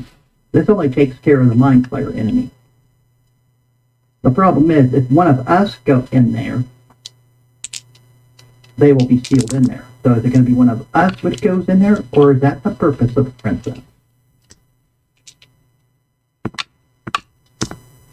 Or somebody else? Yeah, well, she's not going to be here until tomorrow, so... Like, is it true one person is going to be sealed in there forever? Well, we know that one person is going to go in, and the last person to go in never came out, so... And so here's my idea. Good. Can we take him out of the city the way we originally planned to come into the city? Or, Wait, I can take him out of the city right now. Yeah. okay, well, fail. Do what you do good. Lie. Let's go. I don't have to lie. No, I don't have to lie. Oh, I know. Well, you know what I mean, to him. You guys say the word right now, and we're out of here in 30 seconds. Let's go. Because like Matt just said, they might be tracking us with those books. That's So they very may possible. be here anytime. And I can, and even though the airship is a day out, I can get us to the airship. Because is it Neris's airship that's coming, PM? It's my airship that Neris is driving. I would assume that, yeah, it's I would assume y'all have That is our- everything coming, is what I assumed. You said bring Yeah. everything. Yeah. Fair point. Okay, so, I mean, like I said, that's one vote to get out of here right now. You guys say Hey, the I'm word. good. I'm good. We leave out of here now. We can And we get can out of get- here right Hobble now. and Gives us let's- time to think about it. We Yeah. can always come Hobble and back. get the fuck out of here. Yes. All right, so just follow my lead. Everybody's got to be close to me. Just follow my lead. Okay. All right, Alistair, You're the key. We know what has to happen next. And the whole time I'm talking to him, we're walking over to him. We know what has to happen next. We're willing to do that. And as I get close enough that I get right up to him at those last words, and I'll say, but not today. Read the scroll, and all of us, including Alistair, are on the airship. All right. Fantastic. Yeah, you read the scroll, poof, you're on the airship with Alistair. And for a moment, he is shaken. He's disoriented. Obviously, he had no idea what was about to happen. And he looks a little angry at first. And then he looks across the deck of the airship and he sees the princess. And he looks at you and he says, I knew you had the key. Told you. She is of the Raven Queen. I am of Abdi High. Wait a minute. I'm of the Raven Are you? Queen. You Yeah. follow the Raven Queen. She is of the Raven Queen. Her training, her rejection of, We can go through all that shit with her just for her not to have a role in this. her rejection of him, of the other one, Malar. of Malar. Mm-hmm. Excellent. This gives us a little bit of time to think through how we're going to do this. Absolutely. Thank you for bringing me here. I knew I could trust you. Just something told me I could trust you, and thank you for trusting me. Amaranthe, I know that we have had our differences in the past, but I hope that together we can end this once and for all. Malar is neither good for you nor I. No, he is Malar not. here would seriously hinder me in reaching my long-term goals. I feel that I have reached mine, and as a result, I will be not able to complete my life's journey. And the way I wanted to, at least. I was hoping these days would never come. I was always told they may. Don't think of it this way. You'll be doing the world a service, and all of that is the order of the sacred grove wants. Yada yada, yada yada. Your Yes. life is not meaningless. It just means you're going to die, that's all. It's fine. You will reuse your body. The best part is, I have no heir. So this stops with me. I am the last. As is she. So inside the tomb, basically who goes in there, they're going to use scrolls to banish Be lifted. from here. Oh, you haven't figured that part out yet. Yes, let's discuss. No, let's not start belittling Magic's intelligence yet, sir. And I think this is a great place to call the night, and then we will pick it up in a couple of weeks with the planning of the next steps. I think, well done. Well done indeed. I was really trying to catch y'all with the guys, and they just could never make it out of the darkness. I'm over here rolling the whole time, and they just... By the time y'all got in, they couldn't find you. They got lost. They just, sucks. I was rolling like absolute dog crap tonight. I was hoping that would work. Jesse wasn't alone in his world like dog crap then. Yeah, he was not. So, but yeah, I think with those words, we'll call it a night and wrap it up here, folks. So thanks for tuning in, everybody. Really appreciate y'all being here.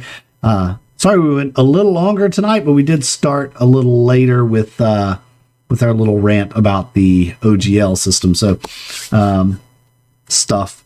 If you missed that, go back and watch the first 15, 20 minutes. We ranted and raved about it. But Yep. then we got into it. So here we are. We're nearing the end, actually, of Welcome Home, it would appear. Couple more episodes, probably. Depending on how much shenanigans y'all do. But if you're enjoying this, folks, please give us a like, hit that thumbs up for us, and subscribe. Thanks so much for the sub earlier. Gina Cooper, we really appreciate your sub on our channel, being number 68. Thank you so much. Appreciate you being here. And as always, thanks so much to our Patreon supporters.